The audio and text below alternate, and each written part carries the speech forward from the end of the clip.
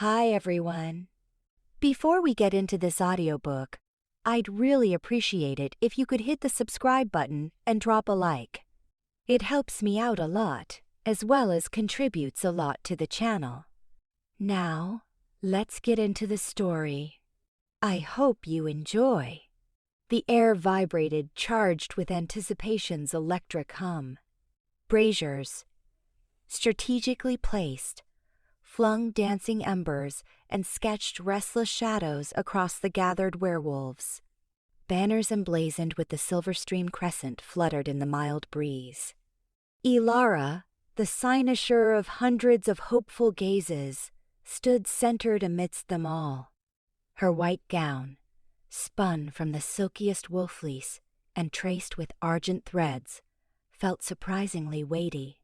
A symbol, she knew, of innocence, of new horizons, of a destiny inextricably bound to the Alphas. Rylan, across from her, projected raw power through his imposing frame. Eschewing ornamentation, he wore simple dark trousers and a tunic, yet held the crowd captive. His usually keen, assessing eyes had softened tonight, brimming with a tenderness that momentarily robbed her of breath. He seemed joyous. Genuinely so. Or was it just masterful artifice? She banished the suspicion, unwilling to poison this moment with doubt. The pack elder, her face a roadmap of weathered wisdom, stepped forth. Though time-worn, her voice carried firm authority. We convene this eve to bear witness to the joining of two souls, the forging of a connection that shall fortify our pack and safeguard its lineage. Elara, do you come of your own volition to be mated to Rylan, Alpha of Kerr? Silverstream? The question lingered, heavy in the air. Elara first met the elder's gaze, then turned her attention to the expectant faces of the pack. She saw not only hope, but simple, unwavering belief. A wave of warmth coursed through her. I do, she affirmed, her voice ringing out, clear and resolute. The elder then faced Rylan. Rylan, do you take Elara as your mate, to cherish and guard, to stand beside her through all trials and tribulations? Rylan's focus sharpened as he moved closer, his voice a deep baritone that resonated within her. I do. I accept Elara, not merely as my mate, but as my peer, my confidant, the other fragment of my very soul. His hand found hers, a jolt of pure current surging through her at his touch. Holding her gaze, his eyes swirled with untamed emotion. I pledge to shield you, to treasure you, to honor you, for all the days I am granted. A rare, precious smile graced the elder's lips. Then let the union commence. The ceremony unfolded with well-rehearsed precision. Hallowed herbs were ignited, their fragrant tendrils spiraling around them. Ancient incantations rose and fell, their rhythmic cadence echoing through the ancient trees. With a silver knife, both Elara and Rylan made a small incision on their palms, mingling their blood within a carved wooden bowl. This essence, symbolic of their life force, was used to paint the crescent moon onto their foreheads, sanctifying the bond before pack and ancestral spirit alike. As the last notes of the chant dissipated, a resounding cheer exploded from the pack. They pressed forward, showering the couple with petals and benedictions. Elara felt a surge of exhilaration, a sense of belonging previously unknown. She was one of them now. She was home, at last. Later, as the revelry continued unabated, Rylan guided her from the jubilant throng toward a sequestered clearing touched by moonlight. A small fire snapped contentedly, playing light and shadow upon their features. He turned to her, his expression now earnest. Elara, he began softly, tonight was flawless, beyond any hope I held. She smiled, her heart full. "It truly was," she replied. "Thank you." He cradled her face, his thumbs tracing gentle circles on her cheekbones. "Thank you," he murmured, "for choosing me, for believing in me." He paused, a fleeting, enigmatic shadow crossing his face. "I know I haven't always been the easiest to decipher." "You're worth the effort," she whispered back.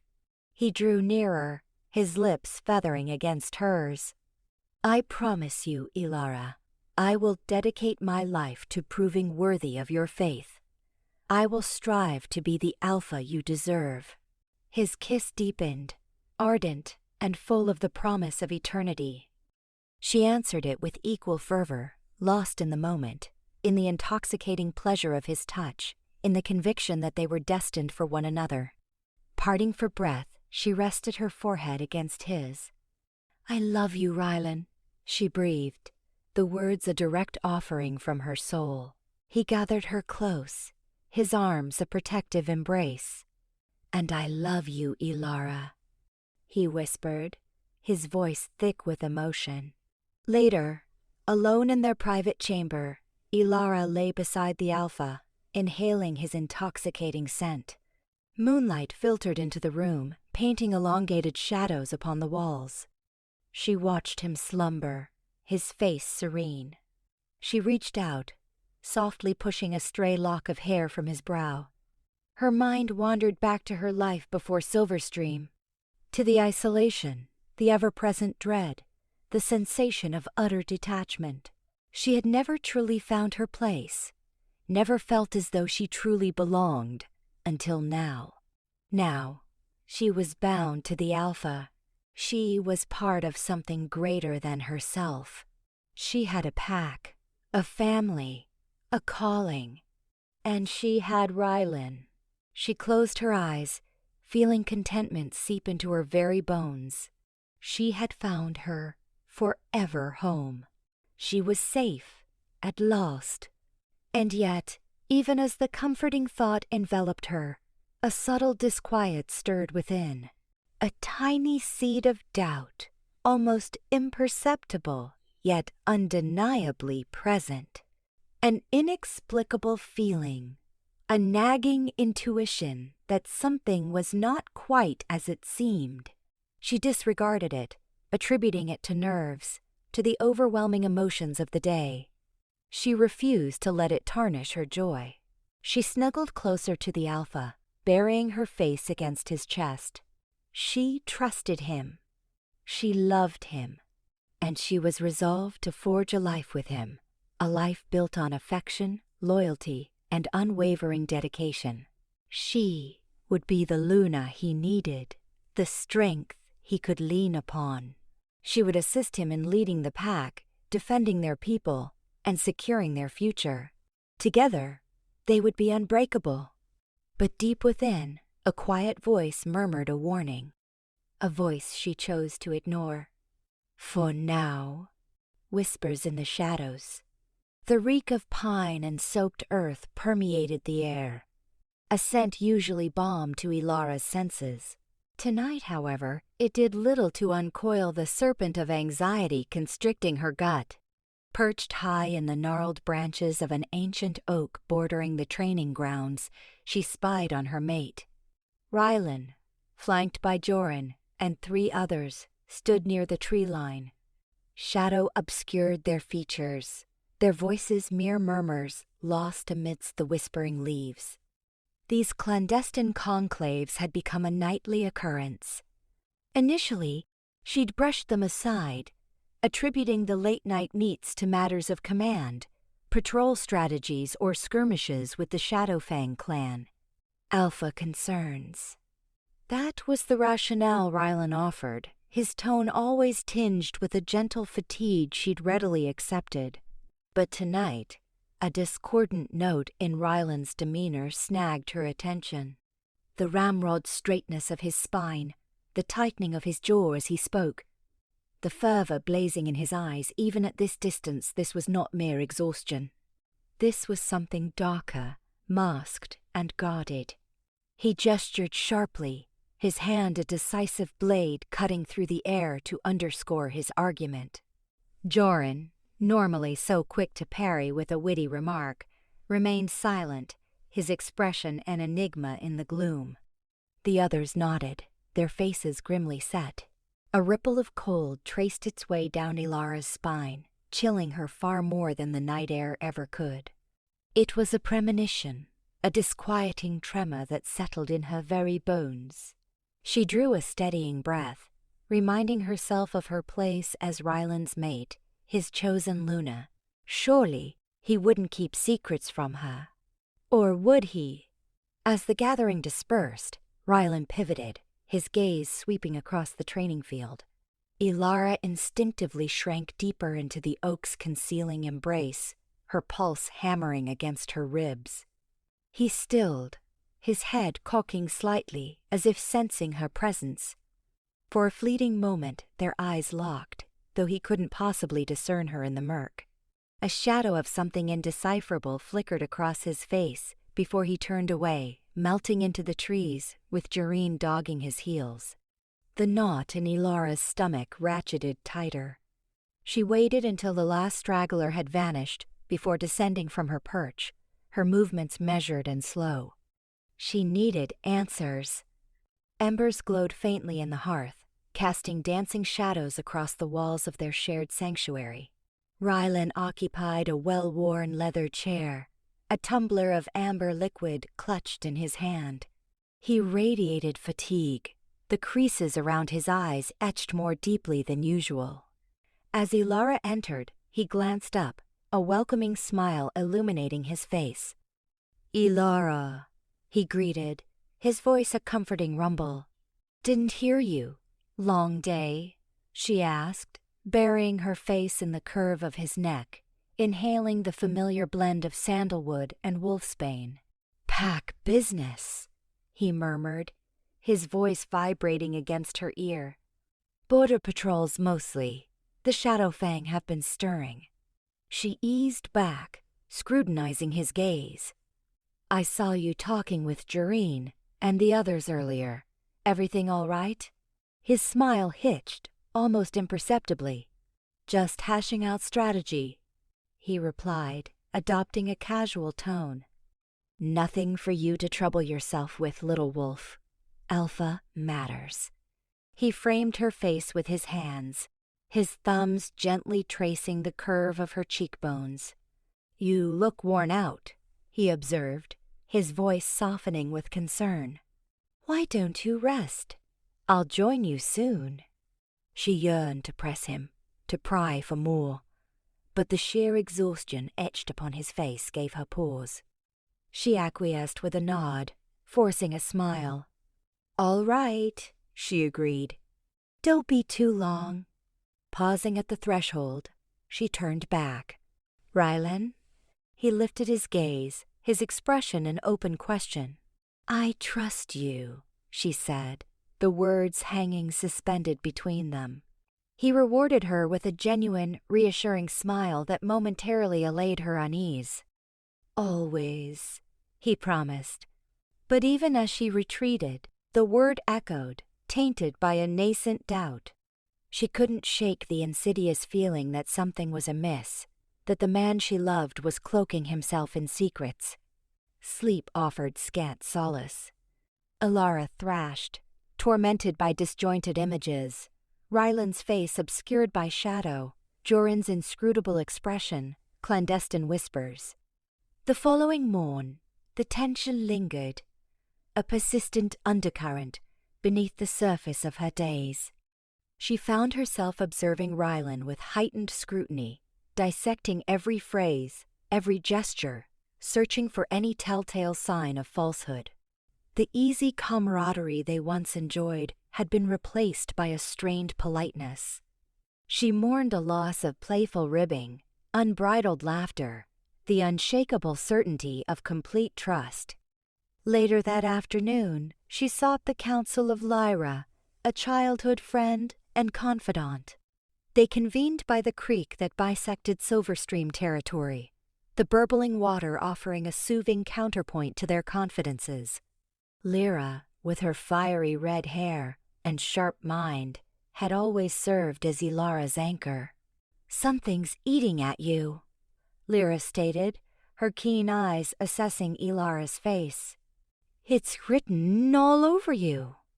Elara hesitated, grappling with how to verbalize her anxieties.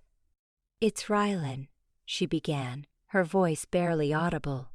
"He's been acting off lately. Secretive meetings, hushed tones. I don't know, Lyra. It feels like he's keeping me in the dark." Lyra listened with unwavering attention, her brow furrowed in concern.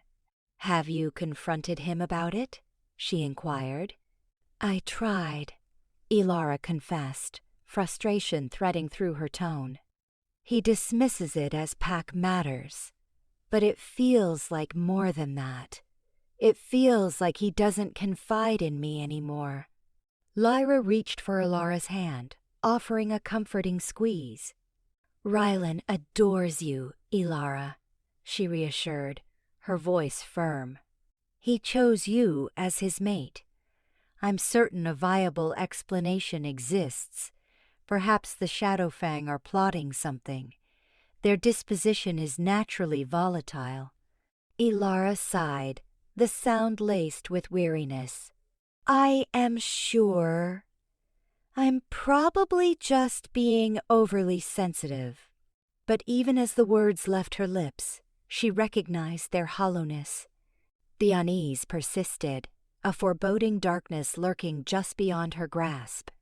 "Perhaps you're correct," she conceded, summoning a smile. "Maybe I just need to trust him." But deep within, a seed of doubt had taken root, threatening to undermine everything she thought she knew about her mate, her pack, and her future. The whispers in the periphery grew in volume, and she dreaded the truths they might soon reveal. The unheard truth. The forest floor, slick with dew and needlefall, sucked at Elara's paws. The air thick with resin and the musty odor of decay. She burrowed deeper into the umbra, each crackle underfoot amplified into a thunderclap in her skull. Skeletal moonlight pierced the canopy, casting the woods in an eerie, unsettling pallor. An hour had passed since he'd abandoned the pack house, haunted by that familiar, careworn expression that had burrowed into his features since those secret conclaves began. She chided herself, letting Lyra's suspicions and her own vulnerabilities fester unchallenged. He was Rylan, her bonded mate. Surely he couldn't. But doubt was a relentless parasite, and tonight demanded answers. As she neared the clearing, a drop in temperature prickled her skin. The familiar space, usually a bastion of hushed tranquility near the western edge, was now abuzz with low voices. Shifting to human form, she wrapped her cloak tighter, the encroaching chill seeping into her very marrow. Crouching behind a screen of thorny brambles, she spied through the gaps, her pulse hammering against her sternum. A meager fire sputtered at the clearing's heart, painting the gathered men with grotesque, dancing shadows. Rylan stood with his back to her, shoulders rigid, his voice a modulated growl, stripped of its usual warmth. Beside him, Joran, the ever-watchful sentinel, stood like a statue carved of granite. The others were Rylan's most trusted, their faces etched in her memory. Faces she had once considered allies. "Before telling Brooks, no argument," Rylan declared, his voice devoid of all affection. "Her very being imperils the pack. My dominion." A wave of bilious nausea churned in her gut. Her fingers clawed at the soil, her knuckles bleached white. A prophecy? What cryptic pronouncement could justify this gathering? Garin, a gaunt beta renowned for his brutal tactics, challenged Rylan. "But Alpha, she is your mate. The connection." "The bond is a chink in my armor," Rylan spat, his voice frigid. "A liability I cannot shoulder. The seer's decree cannot be ignored." She heralds anarchy, instability. Her lineage. It corrupts our future. Elara's breath snagged in her throat. Her lineage? What did that signify? She had always been an orphan, raised within the pack with no knowledge of her biological family. Rylan shifted slightly, the sharp angle of his jaw now visible. Joran, he continued, you grasp the exigency. It must be executed with dispatch, with surgical precision, no residue. Joran inclined his head, his dark, unfathomable eyes darting toward her hiding place for a fleeting instant. Had he spotted her? Did he betray knowledge of her presence? And the rogue contingent? A hesitant voice inquired.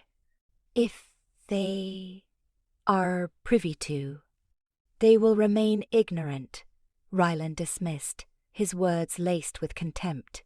They are fractured, enfeebled. By the time they apprehend the situation, their response will be futile. We will fortify our borders, eradicate any latent menace. This is for the collective benefit, for our very continuance. The fire popped and hissed, the sound suddenly deafening in the oppressive silence that ensued. Elara's mind spiraled, struggling to digest the venom she had just consumed. An assassination order. Her mate, the man who possessed the entirety of her devotion, was plotting her demise. Her world fractured, the ground shifting beneath her feet. She had conceived various scenarios. Perhaps he was facing down marauding wolves or conducting trade negotiations with a rival pack. Possibly, he was even safeguarding her from some unseen peril. But this transcended her darkest nightmares. The treachery cleaved her deeper than any physical laceration. It was a dismantling of her very core, a rending of her identity. Every conviction, every emotion she had harbored for him was a fabrication, a callous, deliberate deception.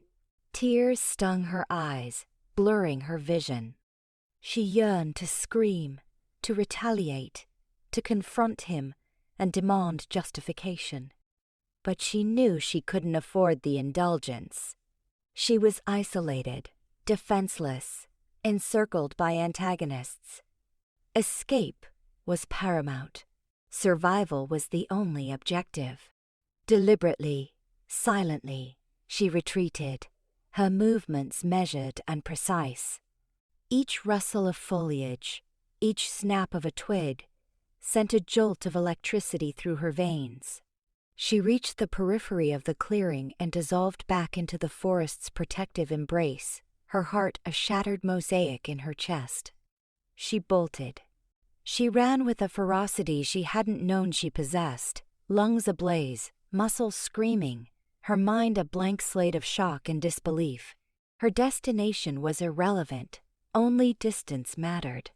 Distance from him, from the pack, from the life she had previously embraced. The forest became a blur, a chaotic kaleidoscope of trees and shadows. She faltered, stumbled, regained her footing, propelled by a primal directive to endure. The vision of Rylan's frigid, unyielding face, the echo of his betraying words, spurred her desperate flight. She didn't cease her headlong escape until she reached the territory's threshold, the familiar scent of her pack displaced by the wild, untamed tang of the unknown. Collapsing at the base of a colossal oak, she relinquished the fight, her sobs convulsing her frame, a raw, agonizing articulation of her broken spirit. The moon hung sentinel in the inky sky, a silent confidant to her anguish. She was alone, forsaken, a hunted fugitive. But even amid her despair, a spark of defiance ignited within her. She would not succumb. She would not become a casualty. She would endure, and retribution would be exacted. The forest, once a comforting sanctuary, now felt like a menacing maze. Every shadow danced with potential danger. Every sound amplified her paranoia. Her senses were heightened, but her heart was an anchor, weighing her down. The trust she had invested in Rylan, the love she had freely given, had been twisted into a weapon against her, leaving her exposed and broken. Forgiveness was an abstract concept, alien to her present state. All that consumed her was the need to comprehend, to discern the truth behind the prophecy and the motives behind his cruel charade. And somewhere, deep in her heart, a seed of vengeance took root and began to grow. Escape in the night. The atmosphere congealed, thick with malice, not weather. One heartbeat she inhaled the crisp night air near the boundary, his Alpha's pronouncements replaying like a broken record the next. She slammed into a tree trunk, bark grating against her hide. A ferocious snarl ripped from a guard she knew Borak, a brute celebrated for his blind obedience. Two more flanked him, eyes gleaming with lupine hunger. This wasn't a patrol misstep. This had been orchestrated. Rylan sends his regards. Borak rasped, his words the overture to torment. A stinging ache of regret washed over her. Not for forfeited life, but squandered love. Had their history been fabrication? The matte bond, the faint brand etched near her clavicle, a meaningless trinket?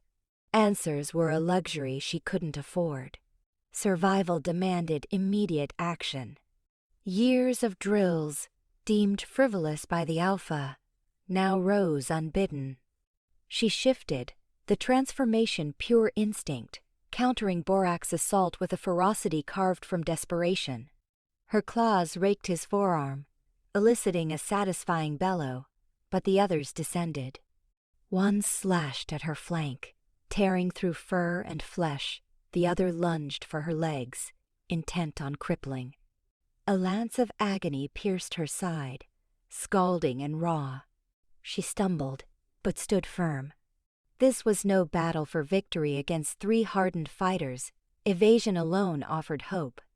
With a pulse of pure adrenaline, she broke past them, bolting into the dense undergrowth. Thorns clawed, branches lashed, yet she pressed onward. The forest, once a sanctuary, had become a disorienting maze of phantoms and murmurs, each rustle of foliage a latent menace. Her pursuers were implacable. Their heavy strides drummed behind her, their growls reverberating through the trees. They moved with the assurance of trackers on familiar ground. She, however, was blinded by instinct, driven solely by the will to endure. Deeper she fled, toward the uncharted wilds she'd been forbidden to enter. The air turned frigid, the trees towered, their branches weaving a lattice of gnarled limbs. Fear clawed at her gut, a paralyzing dread. She tripped, her injured side screaming. Sinking behind a thicket of brambles, she pressed a trembling paw to the wound, her fur slick with crimson. Exhaustion engulfed her, a suffocating weight. She was isolated, wounded, preyed upon by the very wolf sworn to safeguard her. The enormity threatened to crush her. Closing her eyes, his image seared itself on her mind, his dark gaze, resolute jaw, the way his hand had nestled perfectly within hers. Was it all a cunning mirage? Had he ever felt anything, even for a fleeting second? The deception cut far deeper than any physical blow. It was a venom poisoning her spirit, tarnishing every memory, every shared smile. Surrender beckoned, the allure of succumbing to the darkness a potent temptation to simply yield and await her captors. A solitary tear escaped, carving a trail through grime and blood on her cheek. Yet, beneath the despair, a spark of defiance ignited. He would not prevail. His lies would not define her end. She must survive, not just for her own sake, but to comprehend. to unearth the truth concealed within his treachery, to exact accountability for his deeds. The purpose surged through her. With a tortured groan, she pushed herself upward, dismissing the protests of her battered flesh. She had to keep advancing. The forest floor was an obstacle course of roots and stones. Each footfall a trial, each breath a labor.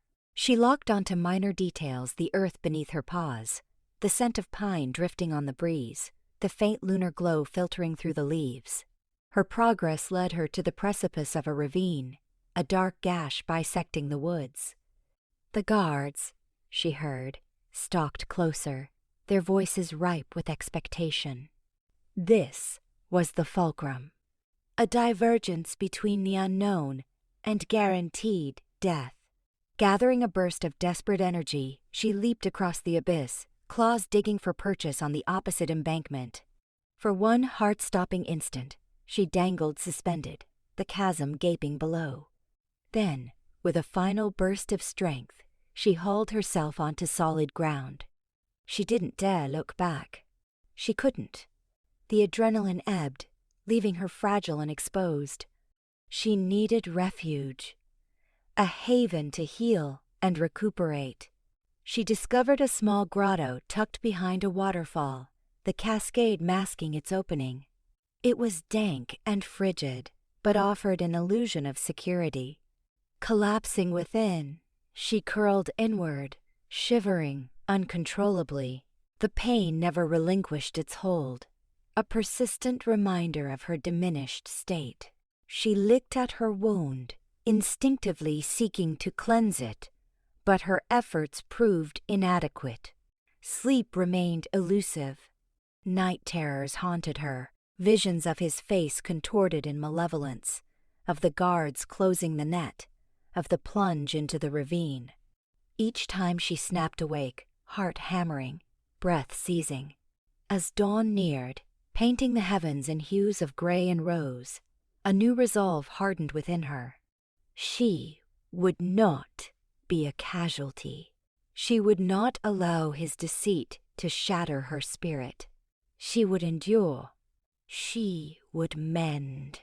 And the day would come when she returned. No longer the trusting mate he had taken for granted, but a force far more formidable. She would become the tempest he never anticipated. Refuge among rogues. The ground became a chaotic smear of browns and greens. Each breath Elara dragged in felt like inhaling splinters, a cruel reminder of her waning stamina. Her vision bucked and swayed, the trees performing a macabre waltz around her.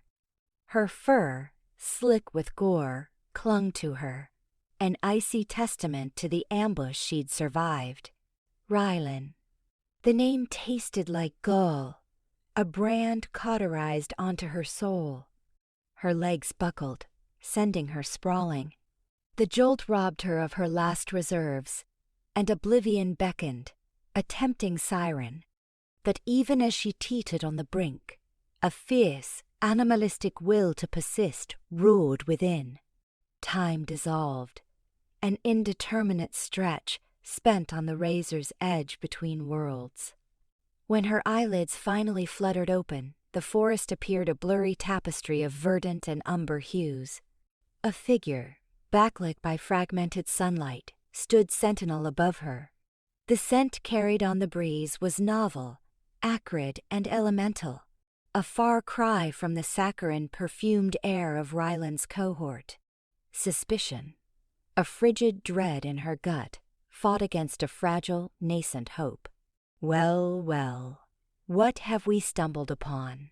The voice, a dry rasp, sounded like dead leaves scraping on granite. The figure descended, resolving into a woman with eyes like honed steel. Her face, a palimpsest of deep lines, told tales of brutal trials and unspoken histories. Dark hair, threaded with silver, was drawn into a tight braid, showcasing prominent cheekbones and a resolute jawline. This was no coddled pet. This was raw, unyielding survival. Elara attempted to speak, but her throat felt like sandpaper, her voice a mere frog's croak. "Helpy," she eked out, the words snagging on the dryness. The woman's gaze remained fixed, a clinical assessment. "And what reason have I to offer it?" she countered, her tone devoid of warmth. "You reek of privilege. Of the Northwood Pack. They're not known for extending open borders." Elara recoiled internally.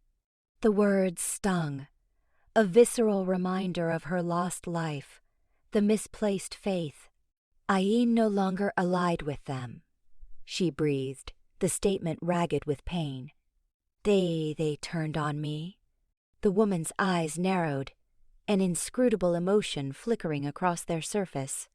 "Betrayal is the common coin of this world," she observed, her voice softening by a hair, though still guarded. "It doesn't automatically guarantee refuge." She reached out, her calloused fingers probing Elara's injuries with surprising gentleness. Elara hissed, every muscle clenching. "You're badly wounded," the woman noted, her touch belying her words. "Considerable blood loss. You won't survive long, exposed like this."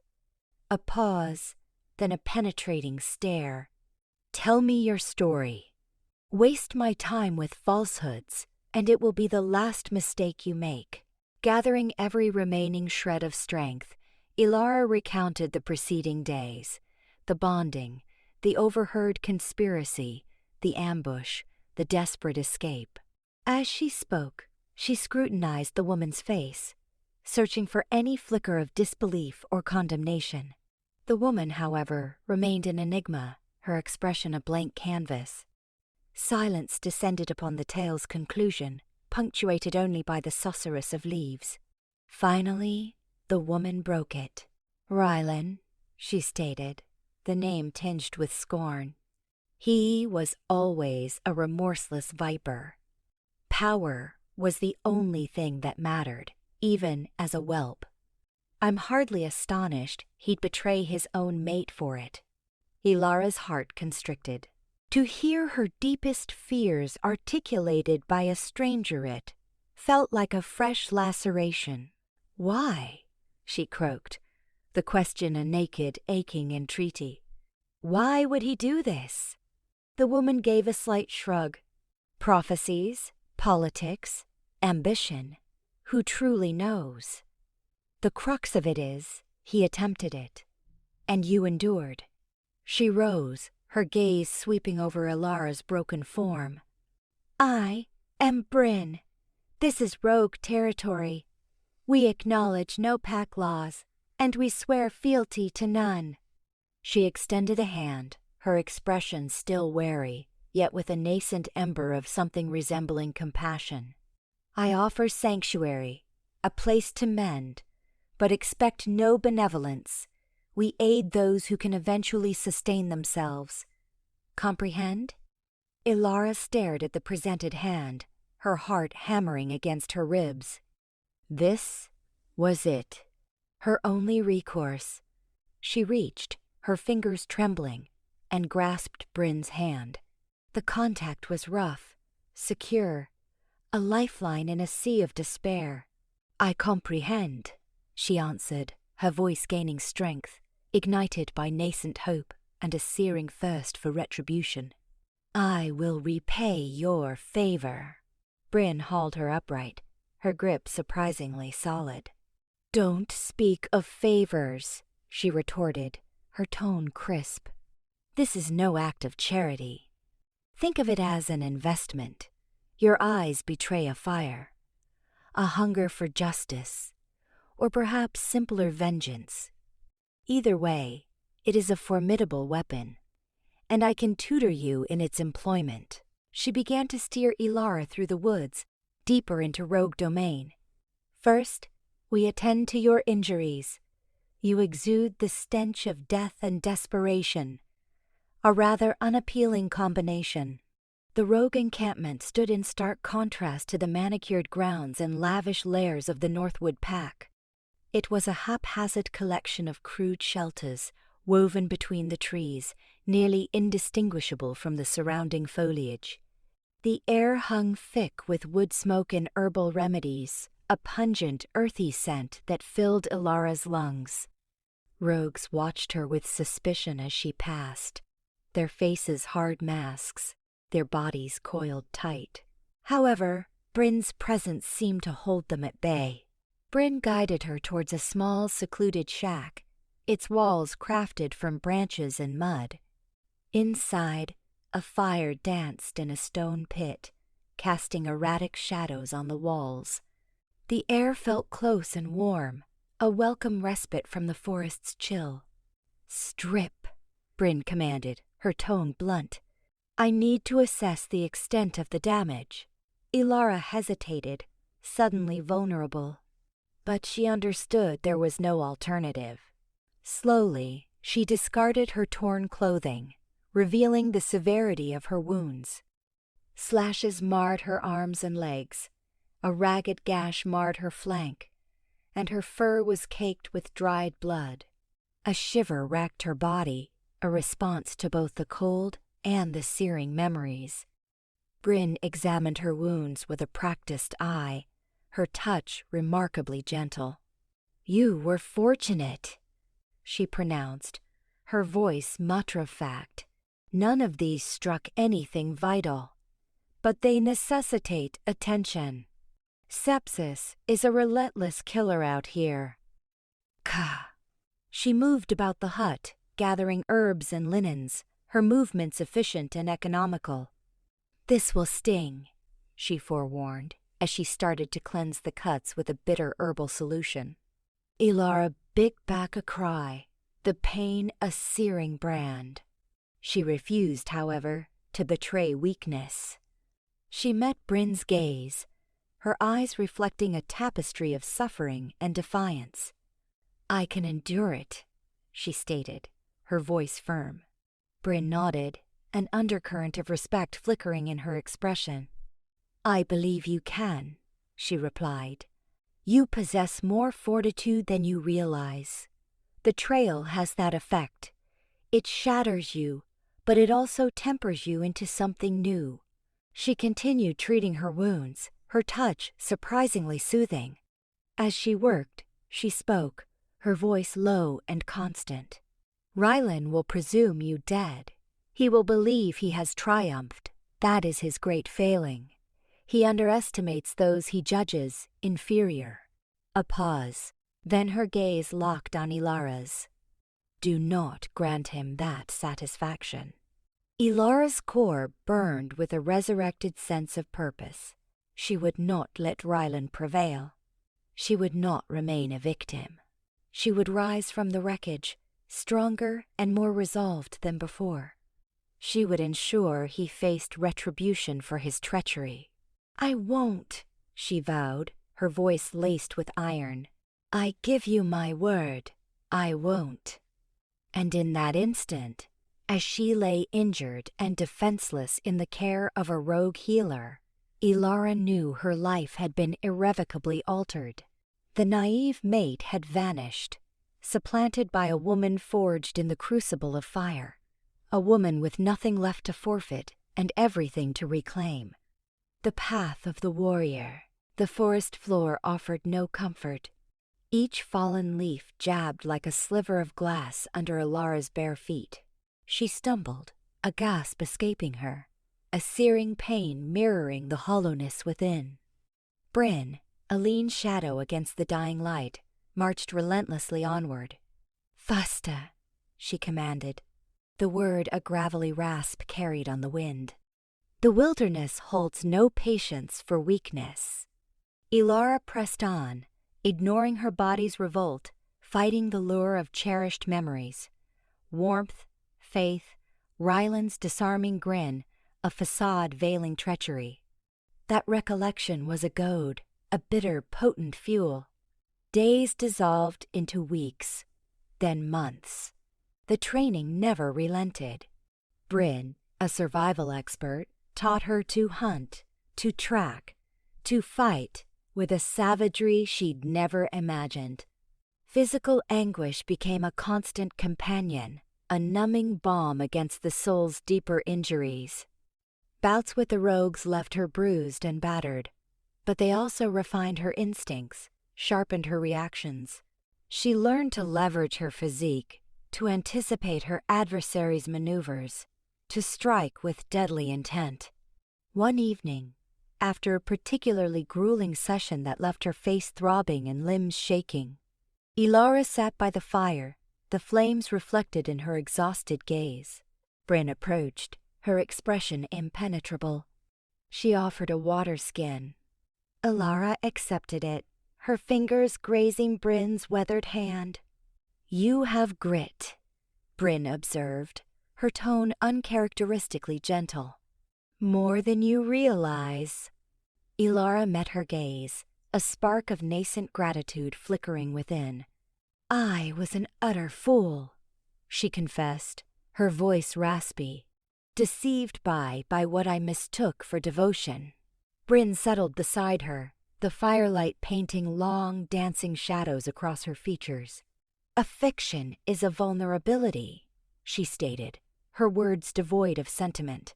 "It breeds dependence, fosters belief, and faith is a luxury we cannot afford." Elara stared into the inferno, the heat prickling her skin. "Is that why you're a solitary creature?" she inquired, the question suspended in the stillness. Bryn's countenance remained unchanged. "I choose to be," she replied, her voice even. "I require no one. I confide in no one." "Not even me?" Elara challenged, a hint of defiance lacing her tone. Bryn turned, her storm-gray eyes piercing. "You are of use," she declared. "You harbor a fierce spirit, a thirst for retribution. That is what I require. But trust? That is earned, not freely bestowed." Elara nodded, acceptance settling deep within her. She would not expect trust. She would earn it. She would become the weapon Bryn sought, and in doing so, she would carve her own destiny, a path paved by vengeance, fueled by an unquenchable desire to make Rylan atone. "Understood," she responded, her voice stronger, imbued with newfound steel. "I will not falter." Bryn arose, her silhouette once more a stark outline against the nocturnal canvas. "Good," she replied. "Tomorrow we refine your shift." The shift was the most arduous trial. Transforming into her wolf was no longer a joyful experience, a harmonious union with her animal essence. Now it was a racking, tormenting process, a perpetual reminder of her losses.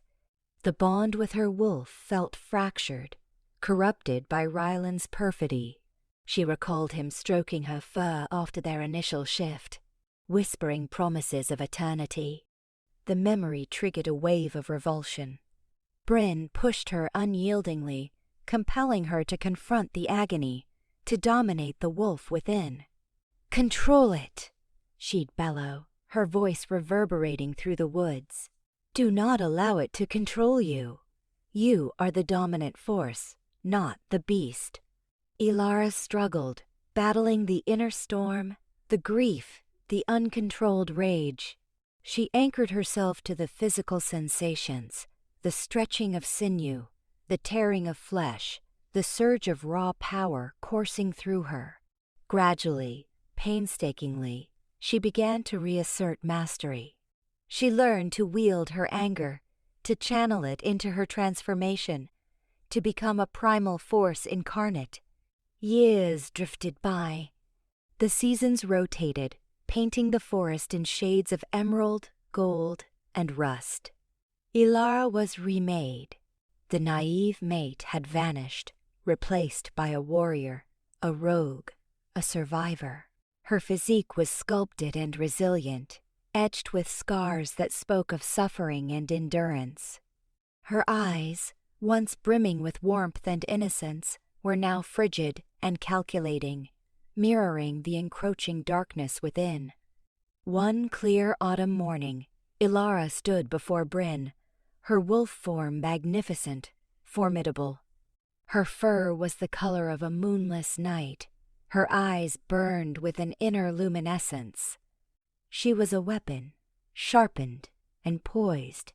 Bryn nodded, a rare hint of approbation in her gaze. "You are ready," she declared. Elara shifted back, her body trembling with fatigue. "Ready for what?"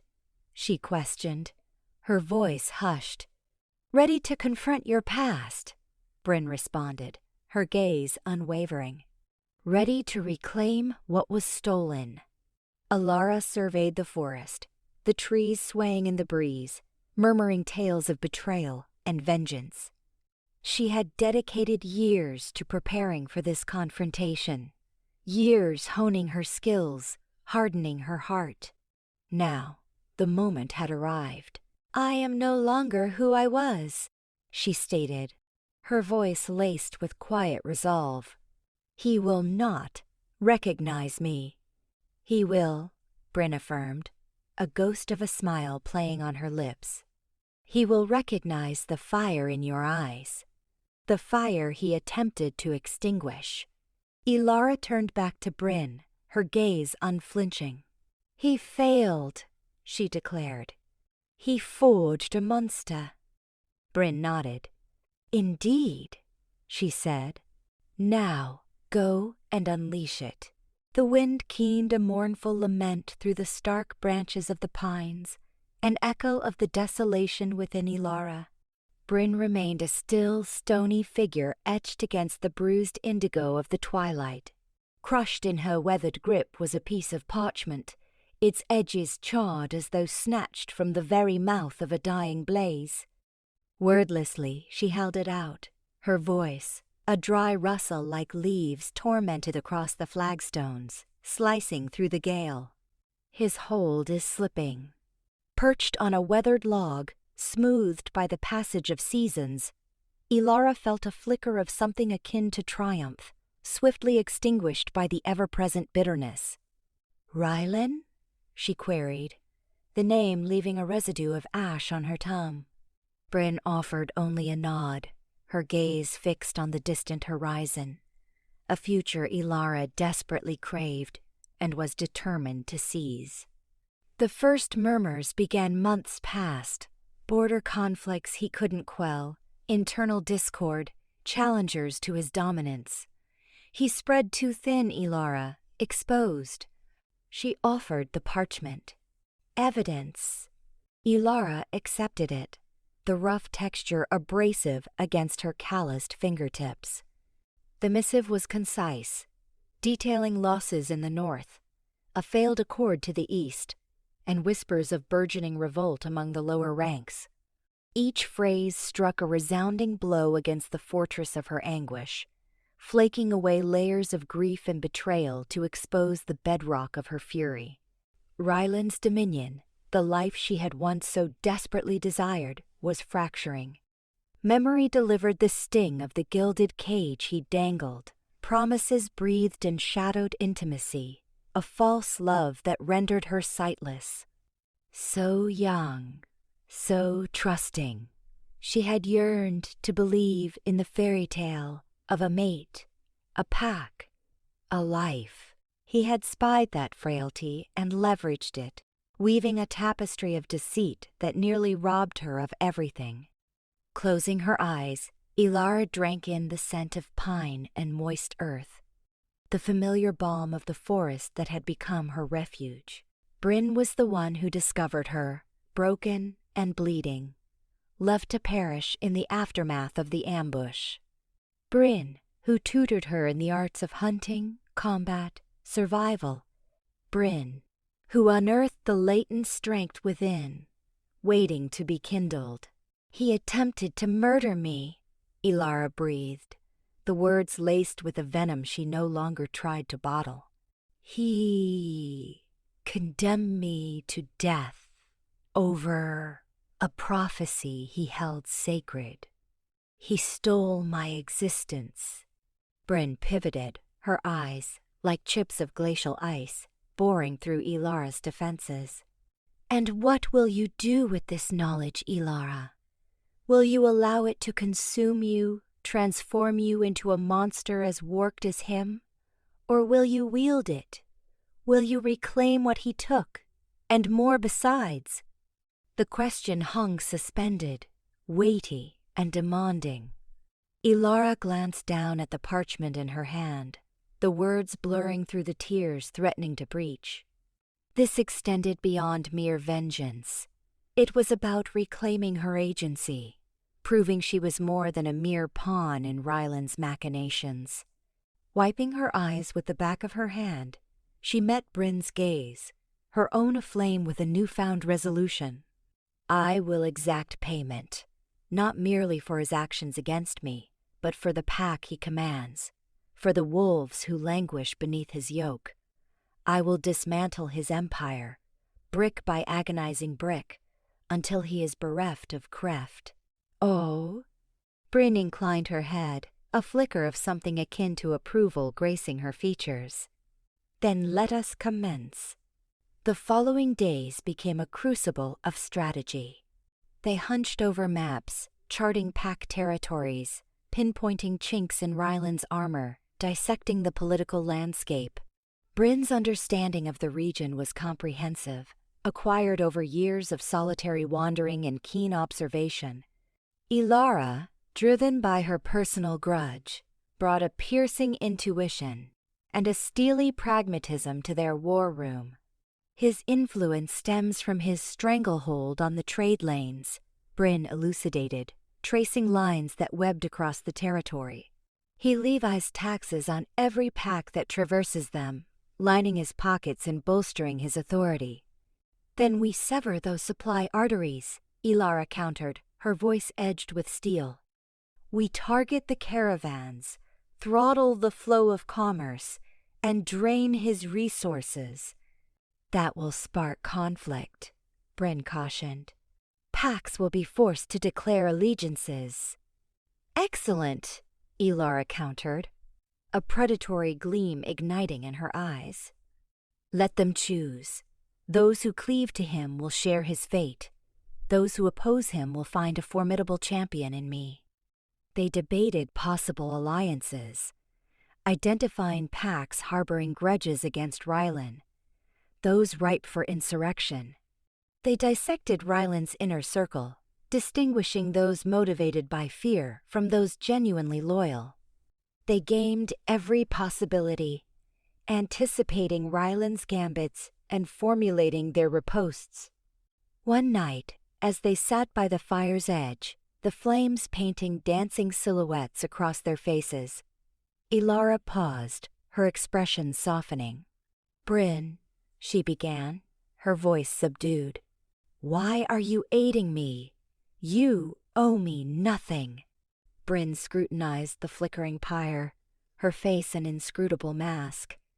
I recognize something within you, Elara.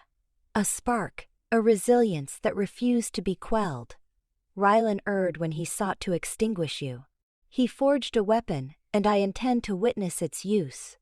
She shifted her gaze towards Elara, her eyes conveying a profound understanding that startled her. Besides, she added, a ghost of a smile touching her lips, I have always taken pleasure in watching empires topple. Elara returned the smile, a genuine expression that touched her eyes for the first time in what felt like eons. She understood that Bryn's motivations were intricate, potentially even self-serving, but she was unconcerned. She had found an ally, a mentor, a compatriot in the most improbable of circumstances. Together, they would dismantle Rylan's world, reducing it to rubble. The blueprint was complete. The pieces were in motion. All that remained was to bide their time, awaiting the optimal moment to strike. And Elara, the woman he believed he had silenced in perpetuity, stood poised. She would not merely endure, but flourish. And when Rylan finally beheld her, he would perceive not the naive mate he had betrayed, but the architect of his demise. Return to the fold. The breeze, scented with pine and loam, offered a fleeting solace, quickly dissolved by the sharp edge of anticipation. Elara surveyed the western fringes of what was, and might again be, her home. Below, dawn bled across the forest, a canvas of somber violet and hesitant gold. This wasn't a welcome, but an avowal of intent. Bryn, face etched with the map of hard living, stood beside her. Behind them, the rogue pack, a cauldron of barely suppressed urges, stirred, their rumbling growls mirroring her own banked fury. "Ready?" Bryn's voice was gravel on stone. Elara remained fixed on the scene below. "More than ready." Rylan forged me into a weapon. "Now, I'll show him my keen edge." She imagined the taste of iron, the gleam of steel against the awakening sun. Their strategy: a swift, decisive strike, followed by a vanishing act before Rylan could retaliate. They would cripple his supply network, the life source of his pack's dominion. Resource-starved, fear would blossom, and dissent would take root. Bryn's howl, a singular, piercing cry, was the signal. It shattered the morning hush, a feral challenge echoing through the valley. They surged forward. Elara, leading the charge, plunged down the ridge, propelled by desperation and tempered by relentless training. The forest floor became a blur beneath her paws as they tore through the dense undergrowth. Their prey, a caravan of provision wagons, heavily guarded yet complacent. The assault was devastatingly quick. The rogues, wolves forged in adversity and fueled by deep-seated grievances, fought with a savagery that even Elara found impressive. She moved through the melee like a wraith, a tempest of tooth and claw. She savored the guards' dawning terror, their bluster dissolving into desperate pleas. None were granted. Each corpse was a stone dislodged from Rylan's crumbling fortress. One of the guards, a hulking brute, thrust at her with a rough-hewn spear. She flowed around the blow, her paw lashing out to seize the shaft. With a wrenching twist, she stripped him of his weapon, which clattered uselessly to the ground. Before he could gather himself, she slammed him against a tree trunk, the impact expelling his breath in a whoosh. "Tell Rylan," she growled, her voice roughened. "I've returned, and I'm claiming everything he stole."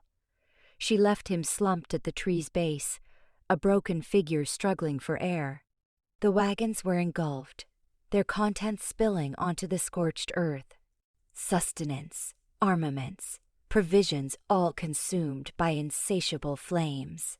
The aroma of char mingled with the sharp tang of blood, a macabre feast celebrating their victory. As sunlight pierced the canopy, Elara and her pack melted back into the shadows. They bequeathed a scene of ruin, a charred testament destined to reach the ears of the one who once pledged to safeguard her. News of the ambush reached Rylan before noon. He was entrenched in his war room, dissecting maps, striving to quell the rising insurrection amongst the outlying packs. The messenger, an immature wolf barely out of puphood, quivered as he imparted the report. "Alpha," he stammered, his voice barely audible. "The western supply routes, they've been decimated. Annihilated." Rylan's countenance darkened. "By whom?" he demanded, his voice a low rumble that sent tremors through the young wolf. "Rogues, Alpha, but they were commanded by another. Someone recognizable." Rylan's eyes became slits. "Recognizable? Who?" The messenger faltered, his gaze flitting nervously around the chamber. They claim she relayed a message. Directed at you." Rylan's fist crashed onto the table, the force jarring the maps and scattering ink. Speak, damn you! She identified herself as Elara, and that she's coming to reclaim what's rightfully hers. The name struck him like a physical blow. Elara. Living? Unthinkable. He had witnessed her fall, felt the heat of her lifeblood staining his paws. He had grieved her, convinced that her demise was an unavoidable necessity. But now she had resurfaced, intent on retribution. Rylan's carefully orchestrated world began to fray. The prophecy, the justification he had clung to, seemed frail and insufficient. He had endeavored to master fate, to manipulate destiny, and now the repercussions were returning to haunt him. He dismissed the messenger with a brusque nod, his mind reeling. He had to mobilize swiftly to extinguish this rebellion before it gathered force. Yet, a seed of unease had been sown, a creeping dread threatening to undermine his conviction. He stared out the window, his gaze locked on the distant horizon. The sun, a baleful eye in the heavens, seemed to taunt him. Distant from the pandemonium gripping Rylan's territory, Elara observed from a concealed promontory. She had selected a lofty peak overlooking the central pack grounds, a vantage point from which she could scrutinize Rylan's every maneuver. Bryn stood silently beside her, her expression unreadable. "He's aware," Bryn murmured, her voice swallowed by the wind. Elara assented, her gaze riveted on the distant figures traversing the pack grounds. She could sense the onset of panic, the uncertainty, the fear infiltrating Rylan's inner circle. It was a potent sensation, a taste of the authority that had long been denied her. "Let him be," she said, a slow smile gracing her features. "Let him know I'm approaching. Let him wallow in his apprehension, because this is merely the overture. I intend to strip him of everything, piece by agonizing piece, until he is left with utter desolation, until he comprehends the full depth of betrayal." The wind howled around them, carrying her words like a solemn oath, a vow forged in blood and vengeance. The game was engaged. The shadowy enemy. Rylan's fist crashed against the mahogany, a brutal percussion that sent tremors through the crystal glassware. "Someone will elucidate this debacle," he bellowed, his voice a sonic boom within the confines of the war room. Around the polished expanse of the table, his inner circle flinched. A miasma of dread, sharp and stifling, permeated the atmosphere, a testament to their Alpha's fury. "Our lifelines are severed, convoys waylaid, provisions plundered, and Liv's lives extinguished. Attributed to rogues, a claim I greet with skepticism." Joran, stationed discreetly behind Rylan's imposing figure, surveyed the unfolding drama with cool detachment. He noted the discomfort etched on each face under the Alpha's hawkish scrutiny, their justifications stammering, anxieties thinly veiled. He, perhaps more than any, understood the price exacted by Rylan's relentless ambition, the sacrifices demanded in the pursuit of dominance. And he harbored a chilling conviction. These rogue strikes were no mere happenstance. They bore the hallmarks of calculated intent, a proficiency suggesting something far beyond simple brutality. "The rogues' demonstrated coordination, Alpha," offered Bram, the pack's battlemaster, his scarred visage tight with aggravation. "Their knowledge of our routes, our manpower uncanny. It was as though they anticipated our every step." "Anticipated?" Rylan scoffed, pushing back from his chair to pace the room. "Or, *, forewarned, *. Has a serpent insinuated itself into our ranks? Someone funneling intelligence to these vultures? His gaze, typically laser-focused, became clouded with suspicion, sweeping across each face, seeking the telltale flicker of deceit. Our investigations have yielded nothing, Alpha Lyra, the pack's strategist, countered, her tone even and unruffled. We've uncovered no trace of internal compromise. The rogues are simply exceptionally skilled. Skilled, Rylan echoed, the word a barbed projectile. Skilled enough to cripple my enterprise?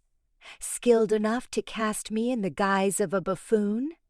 He halted his restless movement, pinning Lyra with a predatory stare. Locate them. Identify those responsible for this effrontery, and deliver them to me. I demand to know who dares to challenge my authority. As the council disbanded, Joreen remained, allowing the others to filter out. He watched Rylan, a solitary figure now, slumped by the table, his powerful frame betraying a weariness that belied his physique. You appear burdened, Alpha, Joreen commented, his voice carefully devoid of inflection. Rylan pivoted, his gaze intense. Burdened? I am besieged by incompetence and perfidy. My adversaries are closing the net, yet remain elusive.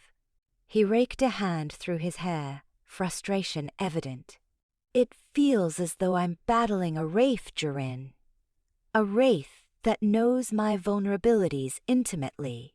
Joreen offered a slight bow. Perhaps a tightening of security protocols, Alpha? Augmented patrols, intensified vigilance. Security is already at its zenith, Rylan snapped. This transcends mere oversight. This is deliberate, calculated. Someone desires my downfall. He paused, his eyes narrowing. Someone I held in esteem. Joreen met his scrutiny unflinchingly. My allegiance is unwavering, Alpha, as it has always been. The words rang with a hollowness he couldn't quite mask. He knew, or suspected, the truth. He had parsed the reports, scrutinized the attack details, recognized the indelible signature of a fighting style he'd believed long extinguished. Rylan scrutinized him, his expression an enigma. I know, Joreen, your loyalty has been a constant. He exhaled, the rigid tension seeping from his posture. But allegiance alone is insufficient. I require answers, and I require them with immediacy. Meanwhile, leagues distant, Elara stood sentinel atop a windswept ridge, surveying the smoldering ruins of yet another of Rylan's ravaged caravans. The air hung heavy with the stench of char and gore, a stark testament to the effectiveness of her strategies. Around her, her rogue factions celebrated their triumph, their faces alight with adrenaline-fueled zeal. She experienced no elation, only a frigid, simmering gratification. Each successful incursion represented a stride closer to her ultimate ambition, the utter annihilation of Rylan's empire. His desperation is palpable, Kaelin, her second-in-command, observed, joining her at the crest. The trolls are doubled, sentries heightened. Panic is beginning to take root. Elara nodded, her gaze fixed on the distant horizon. Good. Let it consume him. Let him taste the dread I savored, the betrayal I endured. Let him comprehend that this is no mere territorial dispute. It is a war of retribution. He remains ignorant of your identity, then? Kaelin inquired, his voice hushed. Elara's lips curved into a cruel, mirthless smile. Indeed, he still perceives me as the naive, credulous girl he sought to eliminate. He underestimates me, a critical error. She closed her eyes. The memory of that night seared into her mind, the searing pain, the crushing realization that the man she adored had marked her for death. The recollection fueled her, honed her resolve. "He will learn soon enough," she murmured, her voice barely audible. "He will gaze upon the face of his nemesis." Back in Rylan's war room, Joran stood transfixed before the holographic map of their domain, his thoughts swirling. He traced the pattern of the raids, the calculated precision, the incontrovertible evidence pointing to Elara's orchestration. Reason dictated he inform Rylan, alert him to the true nature of the threat. Yet, something stayed his hand. A flicker of uncertainty, a stirring of conscience.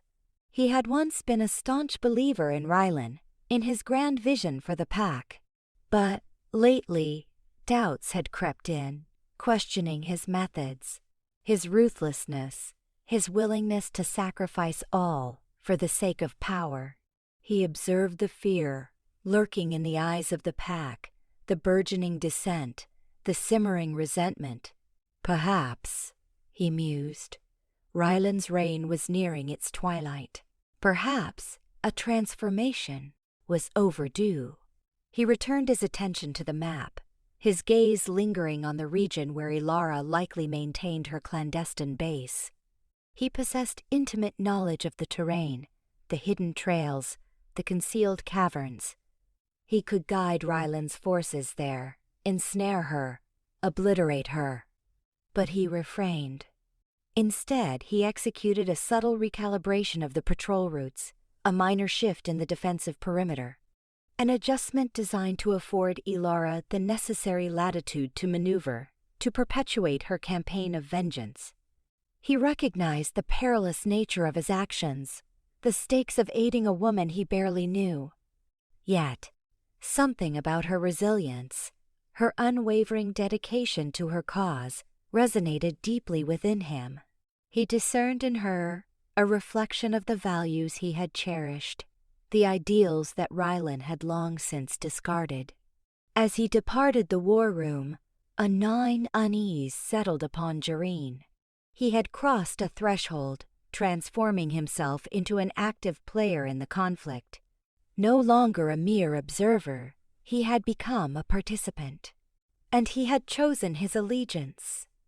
The shadowy antagonist had become his confidant, unveiling the truth. The wind, redolent with pine and loam, whipped past her as she topped the rise, her heart hammering a frigid tattoo against her ribs. The pack churned below in the clearing, a restless tide of fur and sinew. The moment had arrived, the culmination of months spent undermining his authority, brick by painstaking brick. Rylan, centered in the tumult, barked orders, his voice resonant but frayed at the edges.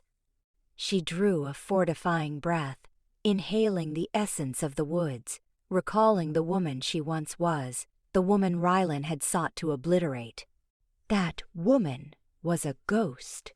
What remained was tempered steel, a vessel for retribution.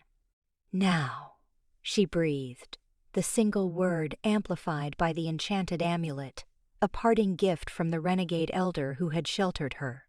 From the embracing trees, her warriors materialized, spectral and lethal, righteous anger ablaze in their eyes. They wove a cordon, denying all avenues of escape. Disquiet pulsed through the pack below. Rylan's head jerked up, his countenance a mask of raw fury as he swept the tree line. "Intruders! Eradicate them!" he bellowed. But before his pack could obey, she strode forward, emerging from shadow into the glare of the late sun. A unified gasp echoed across the training ground. All motion ceased. Even Rylan seemed petrified, his gaze wide with disbelief. "Hello, Rylan," she greeted, her tone icily composed. "Have you missed me?"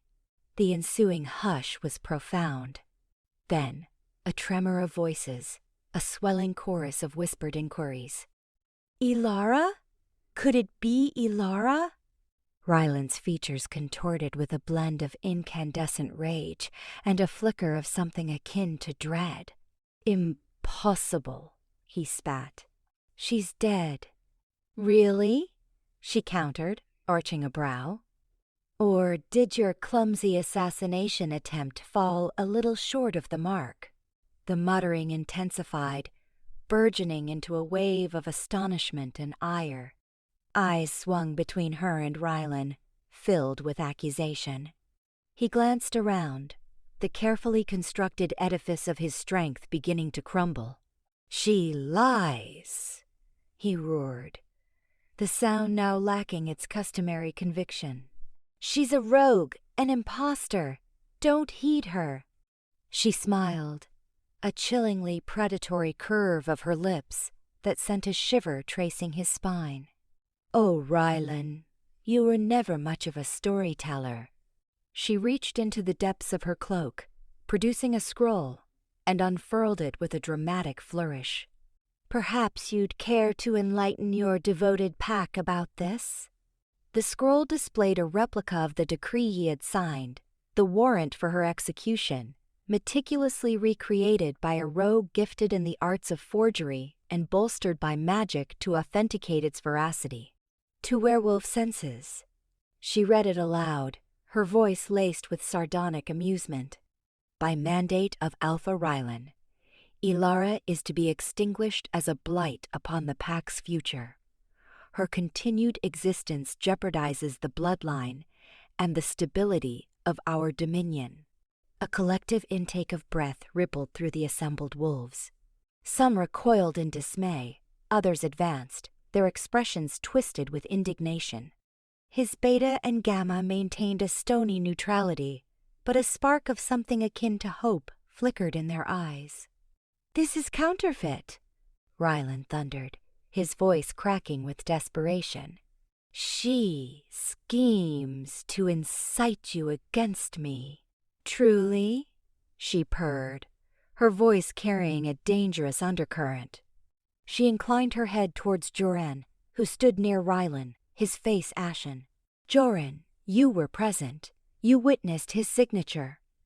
"Confess, Joran. Tell them the truth."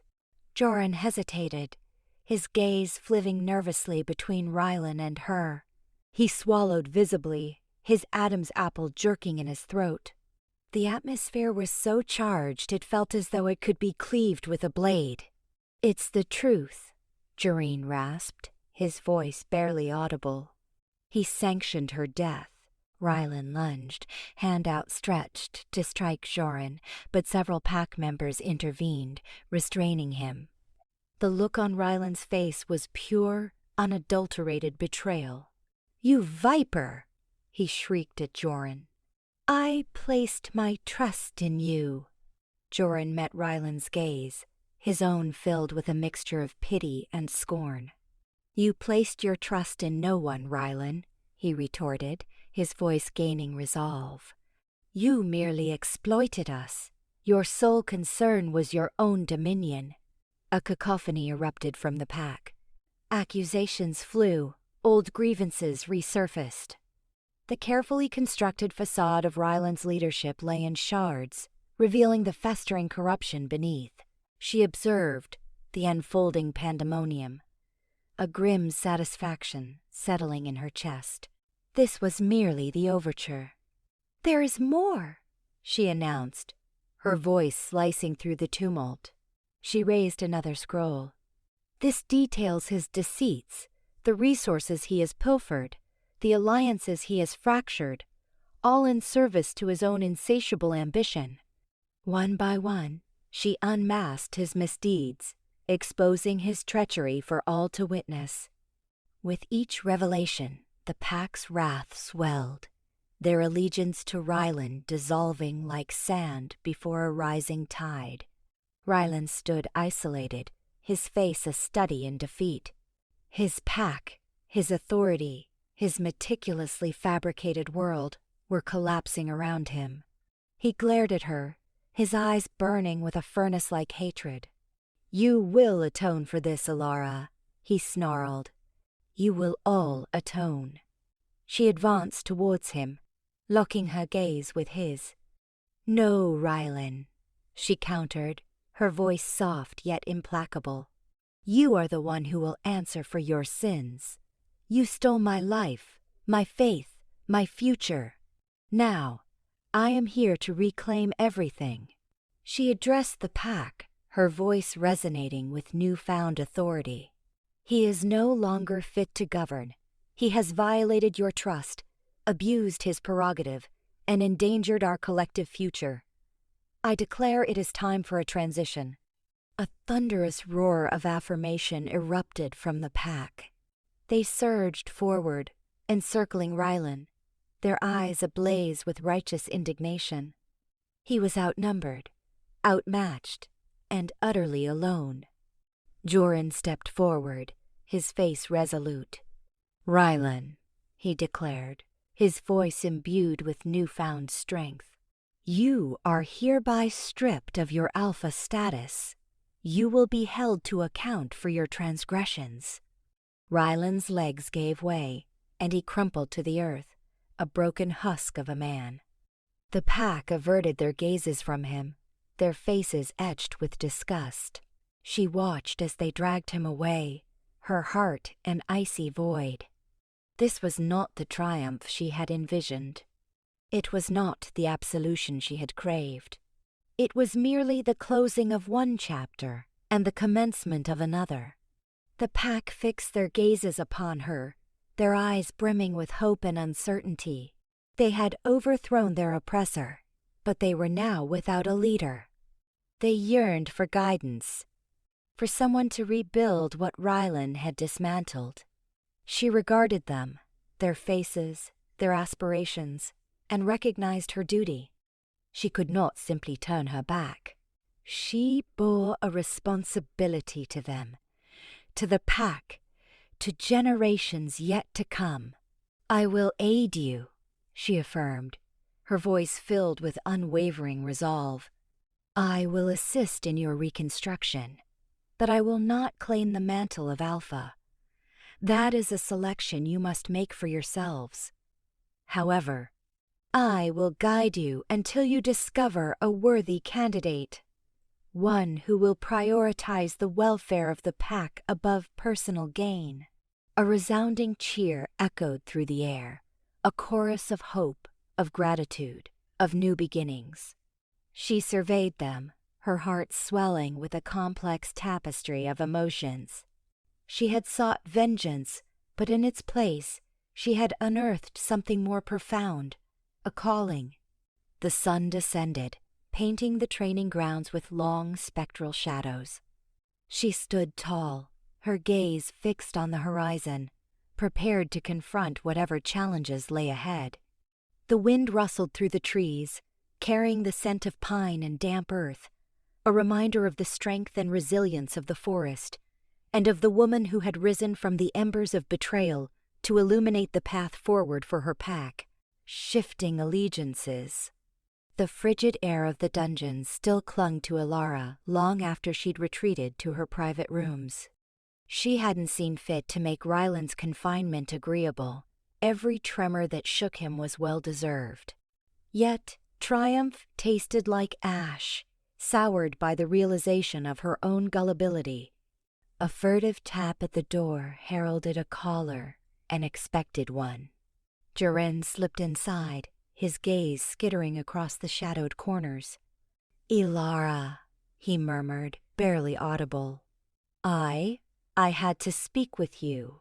The atmosphere crackled with unspoken truths, a silent admission hanging heavy between them. He was a cornered beast, loyalties colliding within him. She folded her arms, scrutinizing him. "You risk exposure." "Rylan still commands support, Joran. Ill-conceived, perhaps, but unwavering." He gulped, his Adam's apple a stark bump against his throat. "I know the dangers, but his actions, the deceit I can no longer abide it. I will not." He edged closer, a fragile conviction strengthening his tone. "He perverted the prophecy, manipulated us all. I held him in esteem, Elara, truly, but now I see him clearly. And what does that vision reveal, Joran? She inquired, a steely edge sharpening her voice. A fiend? A poltroon? Or merely a man devoured by ambition? Perhaps a confluence of all, he conceded, dropping his gaze. Yet, beyond that, he is predictable. Even within those walls, he believes he holds sway.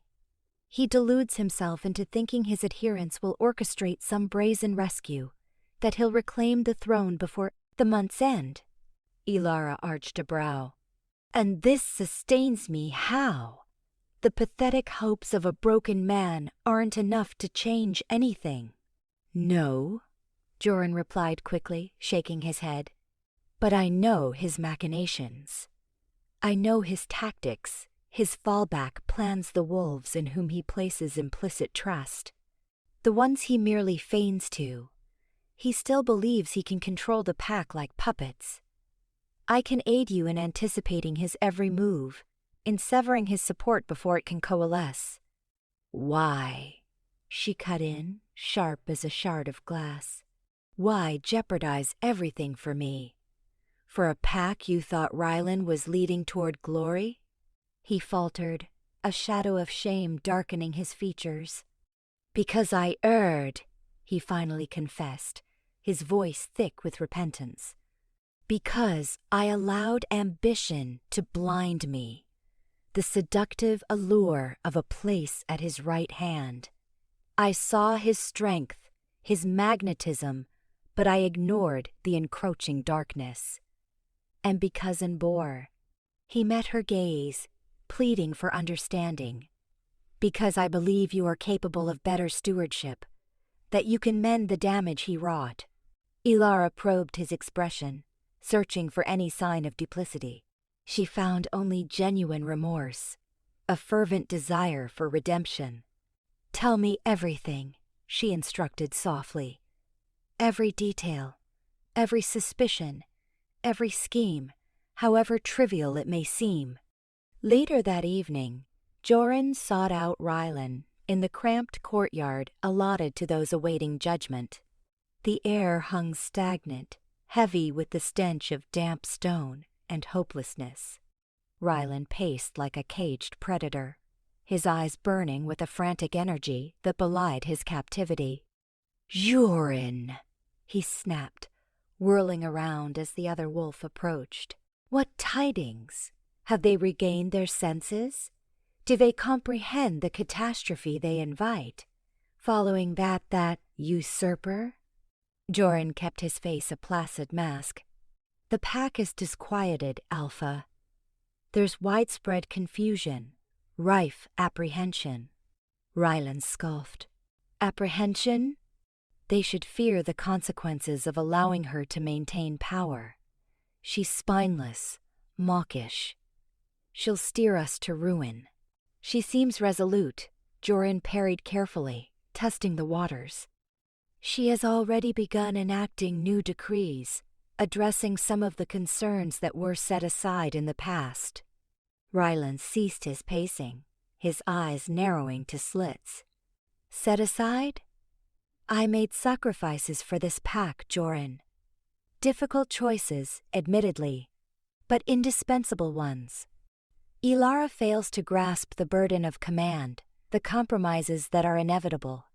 Perhaps, Joran responded, his voice carefully modulated. But some whisper that those bargains were struck at the cost of the pack's welfare, that you placed personal power above the collective. Rylan's face flushed a dangerous shade of purple. How dare you address me with such insolence? I am your Alpha. Joran stood firm, his gaze unwavering. Alpha. The pack has rendered its verdict. You have been stripped of your title, and many now question whether you ever truly merited it in the first place. Rylan surged forward, seizing Joran by the throat. You treacherous dog! I should have known better than to trust you. You always coveted my position, My authority. Joran offered no resistance, no flinching. He simply held Rylan's enraged gaze with a quiet defiance. I coveted your potential, Rylan, the leader you were capable of becoming, but you embraced a different path, one paved with falsehoods and treachery. And now, you must bear the repercussions. Rylan released him, his hand trembling violently. The fight seemed to drain from him, leaving behind a hollow facade of the formidable Alpha he once embodied. He stumbled backward, his voice a mere whisper. You've taken her side, then? You believe in her? I believe in the pack, Joran replied softly. And I believe that Elara, in spite of everything, is the only one who can truly guide us forward. Back in her chambers, Elara dissected the intelligence Joran had provided. It was a rich trove of secrets, of vulnerabilities, of painstakingly crafted deceptions. Rylan had underestimated his pack, believing he could manipulate them through coercion and fear. He'd overlooked the fact that wolves are, at their core, creatures of loyalty, yearning for integrity and justice above all else. Her attention focused on one name from Joran's notes. Farron, a Gamma-level enforcer renowned for his brutality and unyielding devotion to Rylan. According to Joran, Theron was covertly diverting pack resources to a concealed locale, a sanctuary for Rylan in the event of a crisis. Elara smiled, a grim expression. Time to behead the serpent. The following morning, she summoned Farron to the great hall. He entered with a defiant swagger, his eyes narrowed with suspicion. He knew he was walking into a snare, but his allegiance to Rylan outweighed his trepidation. Farron, Elara announced, her voice resonating through the hall. I have a task for you, he sneered. I serve only the Alpha. The Alpha has made his bed, Elara countered, her voice hardening to ice. And now, I am in command. I have received reports of irregularities in resource management. I want you to investigate. Theron's eyes flickered momentarily, betraying his shock. Irregularities?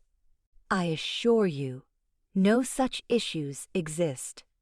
Then you'll have no qualms about unsealing the storage facility in the southern sector, Elara stated, her voice laced with steel. I demand a complete inventory by nightfall. Theron hesitated, his face losing color. The southern sector was the location of the hidden refuge. That's untenable. That facility is under lockdown for repairs. Elara rose from her throne, her eyes blazing with fury. Repairs? I issued no such directive. You have until nightfall, Farron. If that facility remains closed and unaccounted for, I will consider you an accessory in whatever crimes Rylan was plotting. Theron's defiance crumbled to dust. He knew he was trapped. He lowered his head in defeat. As you command, Alpha. As Theron turned to depart, Elara observed him with cold satisfaction. With each passing day, Rylan's meticulously built kingdom was collapsing around him. And with each stone that fell, the pack was drawing closer to the truth. A truth that she would unveil, layer by agonizing layer, until all that remained was the stark, brutal reality of his perfidy. Echoes of the past. The holding cell air, heavy as a shroud, was a universe removed from the sharp mountain air she now craved. It reeked of clammy rock and lost hope, an apt perfume for the man confined within, his pacing halted by her arrival. The torchlight danced across his face, etching cavernous lines into his features. He was diminished, aged beyond his years, a husk of the powerful Alpha who once held sway over her heart, and nearly her life. Elara, he croaked, his voice a dry whisper. You actually came. She stood firm beyond the bars, her posture unyielding, her gaze a sharpened blade. I came for understanding, for the unvarnished truth, if such a thing still exists within you. A joyless laugh rattled in his throat. Truth? You think you deserve truth after the havoc you've wrought. You've toppled everything I built. You built it on quicksand, Rylan, she retorted, her voice a silken threat. On deceit and subjugation. And you tried to have me killed. Don't play the martyr now. He raked a hand through tangled hair, his eyes skittering around the cramped space, seeking a phantom escape. I was left with no other choice. Choice? Always a choice. Your choice to betray me. Your choice to sign my death warrant. There was a prophecy, he blurted, the words tumbling out in a desperate torrent. A prophecy that heralded the pack's ruin because of you. She scrutinized him, her expression a locked box. A prophecy? Is that the bedtime story you tell yourself now? A convenient scapegoat for your deeds? Not just any prophecy, he pressed, his voice gaining a frantic edge. Ancient, passed down through Alpha bloodlines for generations, it spoke of a mate, one with eyes the color of a brewing storm and a spirit too untamed for any caller. She would sow discord, fracture our unity, ultimately destroy us. An icy dread seeped into her bones. And you bought it? You valued a dusty legend over the very link we shared. The Bondi, it was a gamble I took, hoping the prophecy was just folklore. But then the portents appeared. Unrest festered within the pack, challenges to my leadership, the murmur of sedition. Each sign pointed to you, Elara. His eyes begged for her comprehension. I was striving to safeguard them, to protect us all from annihilation. By orchestrating my murder? She asked, incredulity lacing her tone. That was your grand solution? To extinguish the flame before it could ignite? Did it never cross your mind the prophecy could be flawed, or that its meaning had been twisted over time? He shook his head, his gaze ablaze with a zealotry she'd not witnessed before. I couldn't risk it. The weight of the pack rested squarely on my shoulders. I had to do what was imperative, no matter the toll. A wave of sickness threatened to overwhelm her. She'd presumed his actions stemmed from a thirst for power, a desire to control her. But it was something far deeper, more sinister, abject fear. He'd been petrified, crippled by a prophecy he couldn't decipher, and he'd chosen to offer her as a sacrifice rather than confront the unknown. So, my life counted for less than nothing? She whispered, her voice fragile. Our connection, our future all expendable because of an ancient tale. No, he cried, reaching for her through the iron bars, his fingertips grazing hers. It wasn't like that at all. I loved you, Elara, truly, but my obligation to the packet outweighed everything else. She recoiled from his touch as a surge of fury surged through her. Obligation? You dare call betrayal obligation? Attempted assassination? A duty? You perverted the very essence of leadership to justify your own craven actions. He collapsed to the cold stone floor, burying his face in his hands, his body convulsing with silent sobs. I erred, terribly, but I did it for them.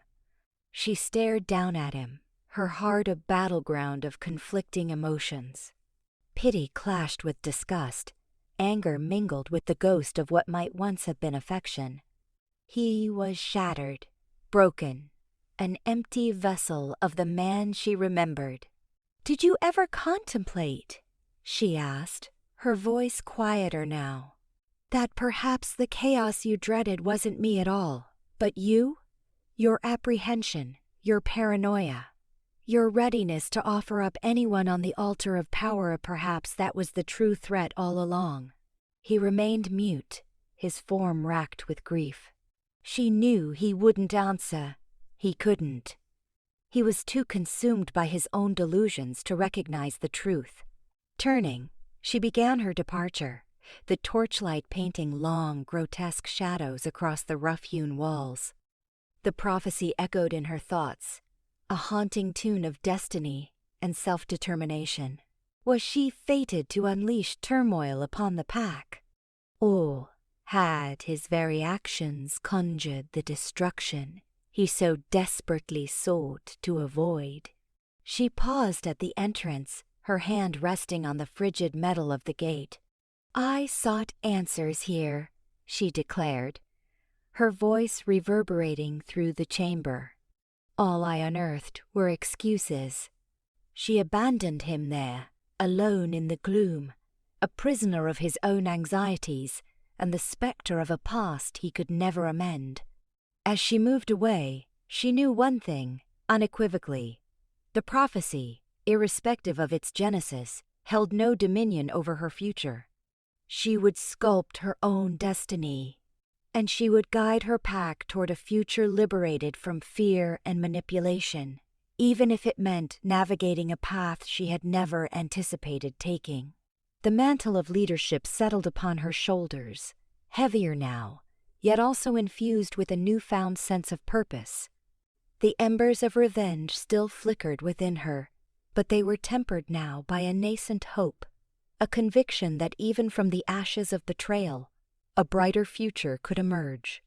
But forgiveness? That was a chasm she wasn't sure she could ever bridge. Perhaps acceptance was the most she could offer, both to him and to herself. The final stand. The air hummed with tension, a palpable dread interwoven with defiance, as thick as the valley's dawn shroud. Elara faced her gathered force, a disparate band of rogues and Rylan's defectors, yet a potent assembly. Bryn stood by her, unwavering resolve, a silent vow etched on her face.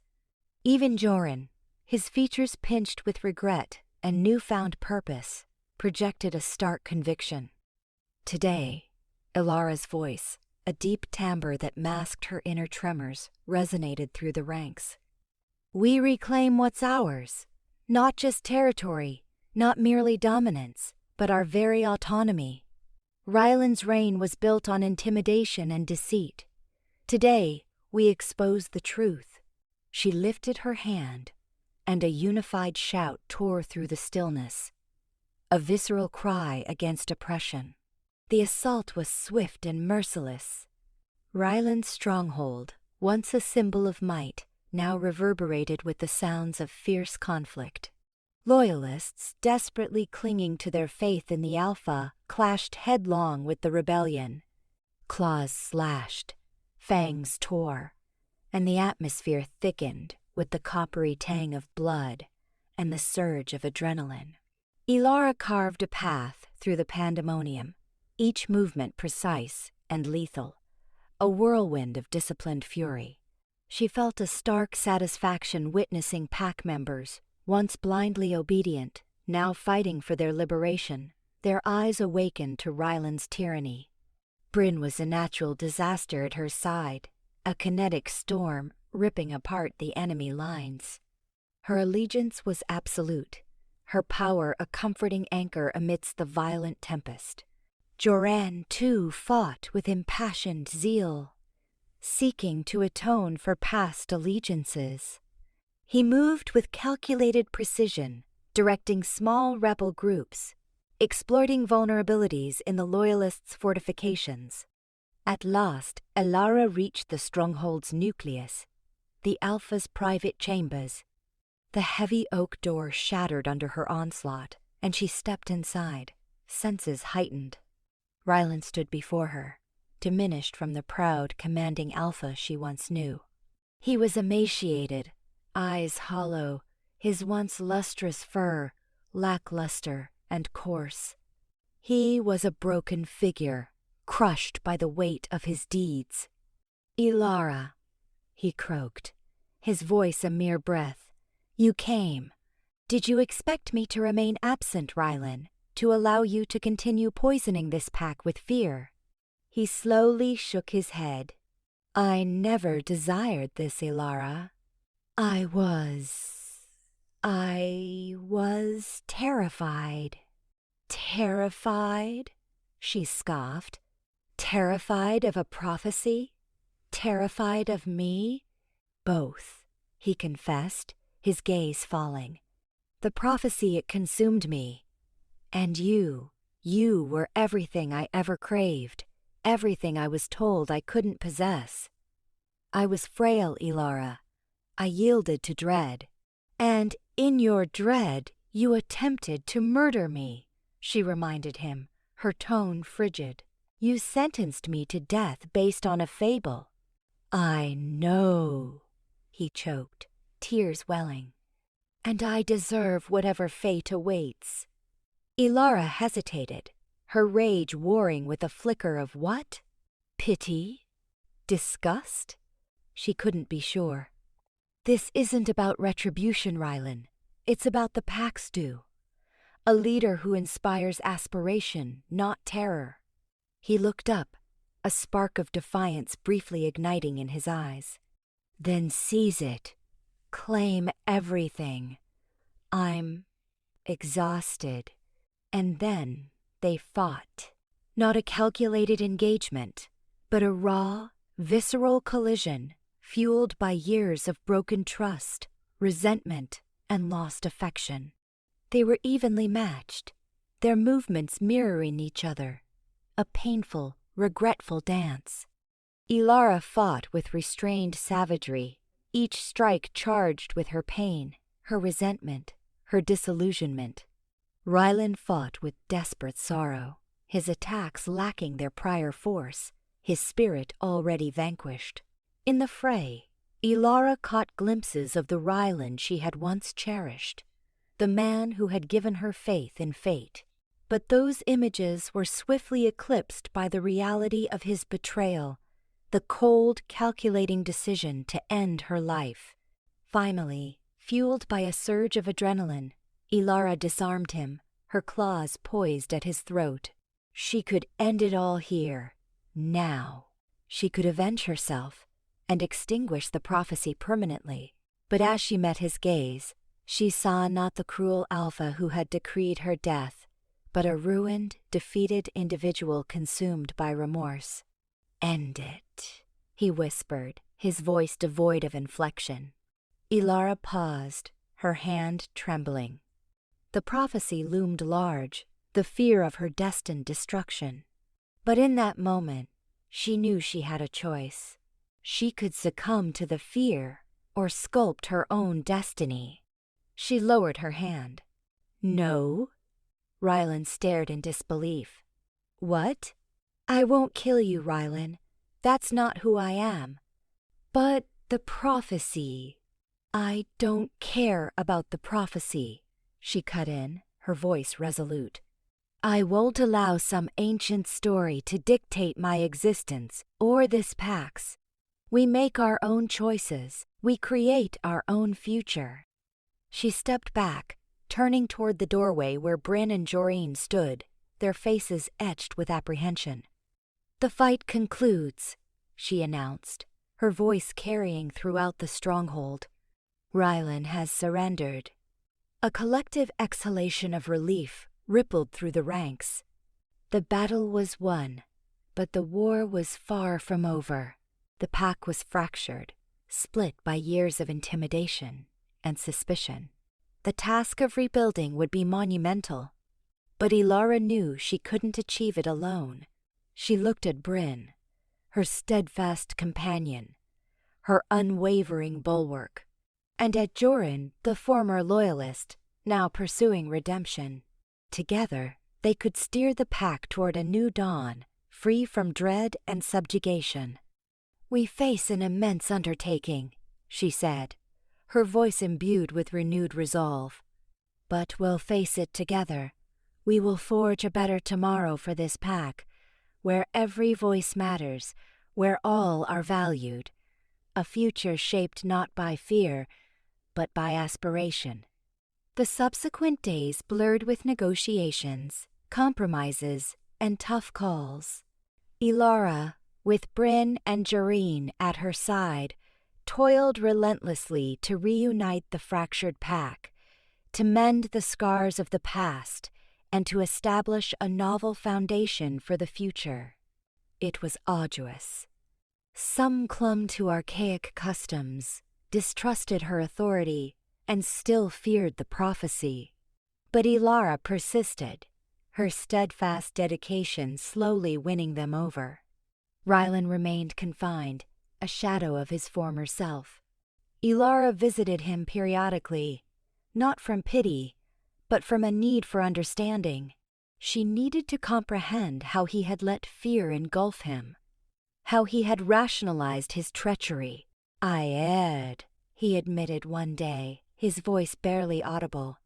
"I believed I was safeguarding the pack, but I merely destroyed it." "It's not too late for amends, Rylan," Elara said softly. "You can still aid in the rebuilding." He looked at her, a glint of hope flickering. "How?" "By speaking the truth, by acknowledging your errors, by demonstrating to the pack your willingness to evolve." Rylan agreed, and his public confession, his acceptance of accountability for his actions, significantly aided in healing the pack's divides. It wasn't absolution, not yet, but it was a beginning. Months waned, and incrementally, the pack began to heal. Elara, with Bryn and Jareen as her trusted counsel, led with wisdom, compassion, and strength. She cultivated a sense of unity, fostering open dialogue and collaboration. She enacted new laws, ensuring impartiality and equity for all. One evening, as Elara stood atop the highest peak overlooking the pack's territory, she felt a tranquility she hadn't known was possible. The prophecy still lingered, a constant reminder of potential devastation, but she refused to let it govern her. She had chosen her course, and she would continue to chart her destiny. Bryn joined her, leaning against her shoulder. "You've done well, Elara," she said softly. "The pack thrives more than ever." Elara smiled. "We've done well, Bryn, together." As the sun dipped below the horizon, painting the valley in a golden hue, Elara knew the voyage was far from complete. But she also knew she wasn't alone. She had her pack, her friends, and her unwavering resolve. And that was sufficient. She looked at Bryn, seeing not just a friend, but a partner, a confidant, one who had stood beside her through every ordeal. In the evening hush, with the pack prospering below, Elara realized she had discovered something more precious than vengeance, more powerful than prophecy. She had discovered love, allegiance, a choice of mercy. The air stung, a potent mix of ozone and spilled life. Moonlight kissed Elara's blade, a silver promise against the dip of Rylan's throat. His breath came in ragged gasps, the kingly poise he'd always projected crumbling into something exposed and desperate. The clash had been a brutal ballet of fang and steel, fueled by years of simmering resentments and a primal urge to survive. Now, the curtain threatened to fall. "It ends here, Rylan," Elara murmured, her voice a low rasp. A fragment of prophecy clawed at her memory. Asterisk, the Alpha shall fall by the hand of the betrayed. Asterisk, a prophecy he had twisted to sanction his ruthlessness. Now, that very doom hung poised to descend upon him. Rylan's trembling hand groped for her blade's edge, a futile attempt to deflect the inevitable. Crimson bloomed between his fingers, painting them a morbid hue. "Elara, please," he croaked, voice thick with pain. She gazed down, her heart a glacial stone. For so long, She had craved this reckoning.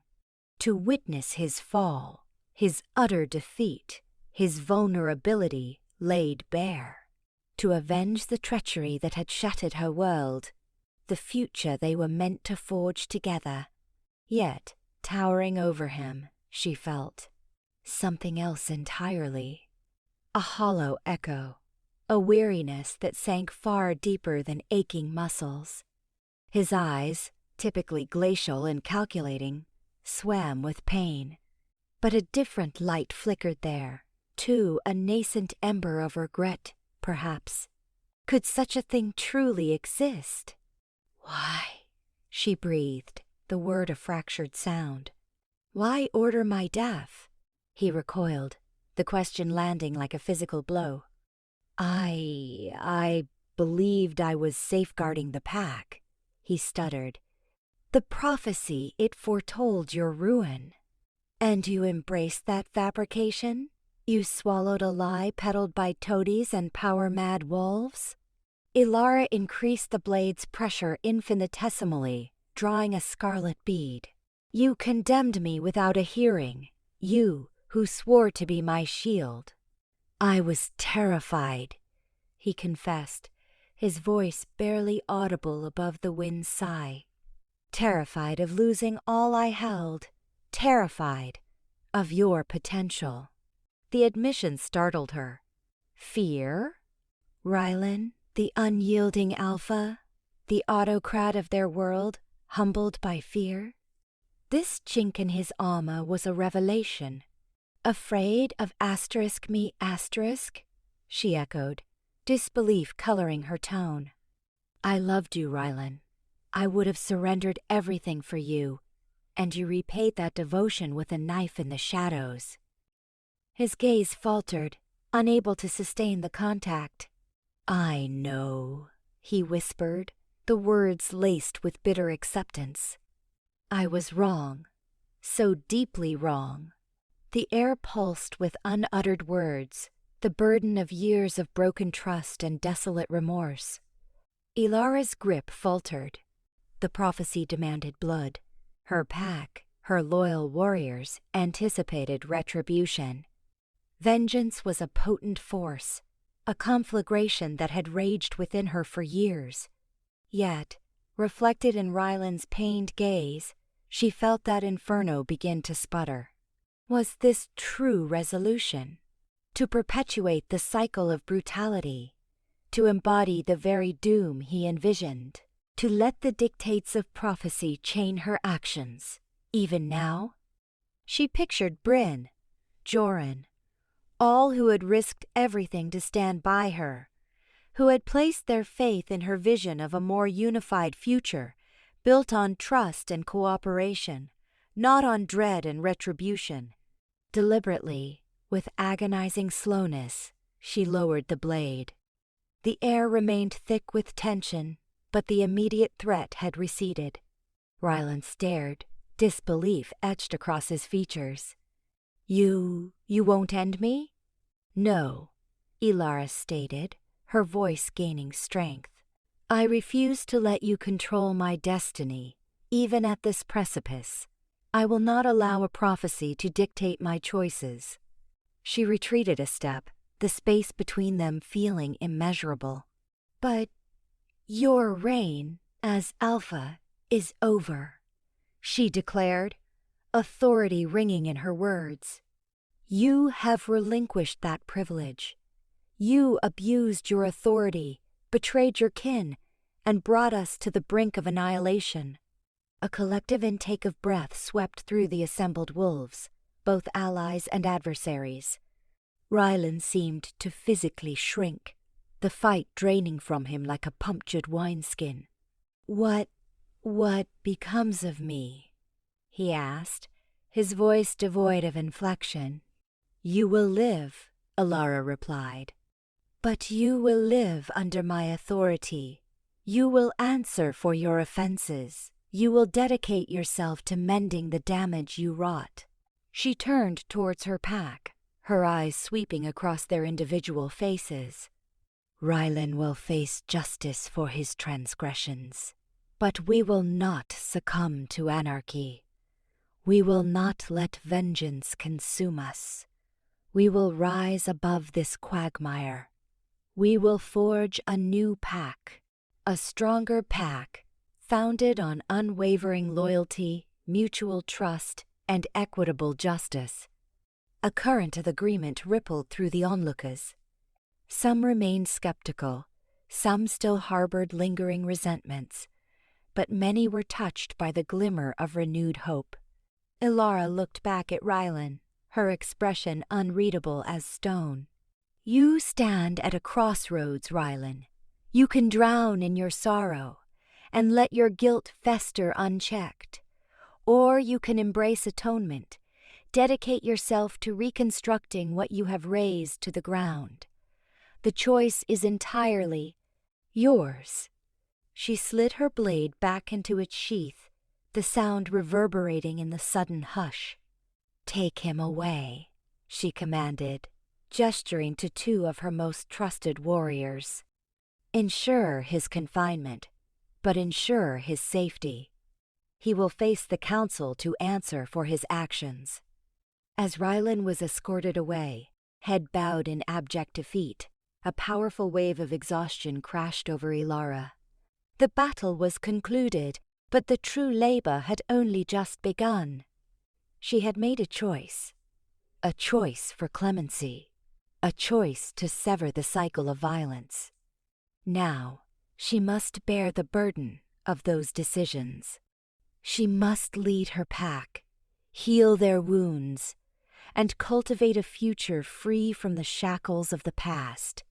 A future where faith and aspiration eclipse fear and treachery. The path ahead would be arduous and fraught with peril. Yet, as she surveyed the faces of her kin, she knew that she was not alone in this endeavor. She had Bryn, she had Durine, and she had the steadfast devotion of those who believed in her vision. And that, she realized, was a force more formidable than any ancient prophecy. It was more potent than any lurking dread. It was the very bedrock upon which they would construct a new world, a new dawn. The silence following Elara's pronouncements hung like a shroud, thick with disbelief tempered by fragile hope. The air, still redolent of pine and moist earth, thrummed with unspoken inquiries. Then, slowly, a murmur began. Like dawn's first light chasing away storm clouds, rippling through the assembled wolves, loyalists, and rebels alike, she stood before them, not as a queen demanding obeisance, but as a leader extending a hand. Weariness shadowed her eyes, yet they blazed with unwavering resolve. We've languished too long beneath fear and deceit, she proclaimed, her voice imbued with newfound strength. Rylan's dominion was erected upon a prophecy, perverted to fuel his ambition, a prophecy that nearly claimed my life and almost stole your freedom. But prophecies aren't unalterable fates. They are warnings, possibilities, not destinies etched in stone. She paused, allowing her words to take root, her gaze traversing the faces before her. Hesitancy lingered, anxiety flickered, yet a spark of trust began to ignite. My reign will not mirror Rylan's. No more clandestine schemes, no more distorted truths. We shall forge a society built on fairness, equity, and respect. A haven where every wolf, irrespective of lineage or past, allegiances, possesses a voice. Her declaration resonated with the promise of transformation, a future where worth was defined not by ancestry or might, but by integrity and contribution. The wronged shall find redress, the afflicted, comfort, and those loyal to Rylan but acting in earnest will not suffer for his offenses. A wave of movement pulsed through the throng, a collective gasp. Justice, equality concepts alien to many who had existed under Rylan's tyranny. Yet, the sincerity in her tone, the resolute gleam in her gaze, proved compelling. From the crowd's forefront, a figure emerged. Joran, his broad frame stooped, his face a map of regret. Once Rylan's most trusted adviser, his second in command, he now stood exposed, devoid of artifice. "Elara," he rasped, his voice raw. "I was deluded. I believed in Rylan, in his vision.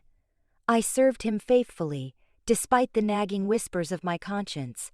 I offer no excuses, only profound remorse. I understand if forgiveness is beyond your reach, but I vow to dedicate my life to rectifying the wrongs I've committed. I will aid you in rebuilding this pack, in sculpting the society you envision." Silence greeted his confession. He had been an emblem of Rylan's authority, a figure eliciting both fear and deference. This spectacle of humility and penitence sent tremors through the gathering. Elara scrutinized him, her expression inscrutable. She saw not only the faithful lieutenant, but the man who battled his conscience, the one who ultimately refused to participate in her murder. "Joran," she replied, her voice softening. "Redemption isn't earned through pronouncements, but through deeds. I accept your offer. Your knowledge of this pack, its history and workings, will be invaluable. But understand this: you will be held accountable. You'll labor beside me, not as a commander, but as a servant of the people. Your fealty will be proven not to me, but to the ideals we strive to realize." Joran bowed his head, his shoulders squaring with newfound purpose. "I understand, Elara. I am ready." This wasn't surrender, but acceptance of a chance to atone for his past and contribute to a brighter dawn. With Joran's allegiance secured, the tide shifted. Other former loyalists stepped forward, offering skills and expertise. The rebels, initially cautious, began to intermingle, sharing histories, exchanging tentative smiles. A fragile yet palpable sense of unity began to bloom from the ashes of betrayal. In the following days, Elara toiled ceaselessly, navigating the treacherous currents of pack politics, mediating disputes, and laying the groundwork for a novel governing structure. She established a council of leaders, representing all factions, ensuring no single wolf could wield unchecked power. She enacted laws safeguarding the vulnerable, fostering equality, and ensuring just arbitration. Meanwhile, Rylan remained exiled, confined to the fringes of their territory, bereft of alpha status and might. The opulent halls he once commanded were now distant echoes, replaced by the stark reality of his isolation.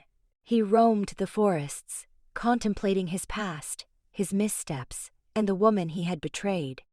Blinded by ambition and consumed by the prophecy, he had failed to see the truth standing before him. He had bartered affection and fidelity for supremacy, and in that transaction he had forfeited everything. Months drifted by. The pack commenced the slow work of mending and rebuilding. Elara's leadership, tested relentlessly, proved both resilient and just. The council functioned as a genuine governing body, debating policy, resolving disputes, and holding each other accountable. The society she had dreamt of was gradually materializing, a beacon illuminating a world still veiled in shadow. One twilight, as the sun dipped towards the horizon, splashing the sky with fiery hues, Elara strolled through the woods and sensed a presence. She whirled, her hand instinctively reaching for the dagger at her waist. Rylan stood before her. He was haggard, his hair long and matted. The arrogant spark that had once animated his gaze was extinguished, replaced by quiet contrition. No longer the Alpha, the imposing ruler, but a wraith of his former self. "Elara," he murmured, barely audible. She studied him, her heart a tumult of anger, grief, and a faint, lingering tenderness. "Rylan," she responded, her tone carefully controlled. I have been watching, he confessed, observing the transformations you have wrought, the manner in which you have united the pack. You have accomplished what eluded me, what my blindness prevented. What do you desire, Rylan? She pressed, her voice hardening. I seek no absolution, he said, for I recognize the enormity of my transgressions. I offer only my knowledge, my experience. I know this pack, its strengths, its vulnerabilities. I can assist you in steering it, in navigating the challenges that lie ahead. Elara hesitated. Reentrusting Rylan was a perilous gamble that could shatter the delicate peace she had nurtured. Yet, his knowledge was undeniable, his insights potentially critical to the pack's survival. Why? She demanded, her eyes probing his. Why offer assistance after all I have inflicted upon you? Because I am indebted to you, he replied, his voice thick with remorse. I am indebted to this pack. My leadership was disastrous, but my concern for its destiny remains. I long to see it flourish, even from the periphery. Elara weighed his words. She detected no deception in his eyes, only genuine remorse and a yearning to atone. Reentrusting him would be a monumental task. The scars of his betrayal would remain. However, clinging to animosity would only corrode her spirit. I will consider your proposal, she declared finally. But know this, Rylan, there will be no further opportunities. You will be observed, scrutinized. One misstep, one hint of perfidy, and you will be exiled from this land forever. Rylan nodded, his expression somber. I understand, Elara. I expect nothing less. In the ensuing days, Elara cautiously integrated Rylan into the pack's governance. He served as an advisor, lending his wisdom on strategy, diplomacy, and resource management. He labored diligently, demonstrating his fidelity and dedication to the pack's welfare. The relationship between Elara and Rylan remained taut, laden with unspoken tensions. They were no longer lovers, no longer bonded mates. The connection that had once united them was severed, replaced by a tenuous respect and a shared ambition to sculpt a better future. They could never reclaim what had been lost, but perhaps, just perhaps, they could find a way to coexist, to collaborate for the good of the pack. Years unfolded. Elara reigned with wisdom and empathy, guiding the pack through trials and tribulations. Her envisioned society blossomed into reality, a beacon of hope and justice amidst a world still haunted by shadows. Rylan remained at her side, a constant reminder of the past, yet also a testament to the transformative power of redemption. He never fully regained her trust, but he secured her respect. He became a valuable asset, using his knowledge to benefit others and to avert the errors of his past. One day, as Elara stood atop the hill overlooking her pack, watching the wolves frolic in the sun's embrace, she felt a tranquility she had never known. The scars lingered, but no longer defined her. She had survived treachery, vanquished her foes, and forged a future brimming with hope. She had chosen mercy over vengeance, justice over retribution. And in so doing, she had not only rescued her pack, but also liberated herself. The sun ascended, bathing the land in its radiance, and Elara smiled, knowing the future held promise.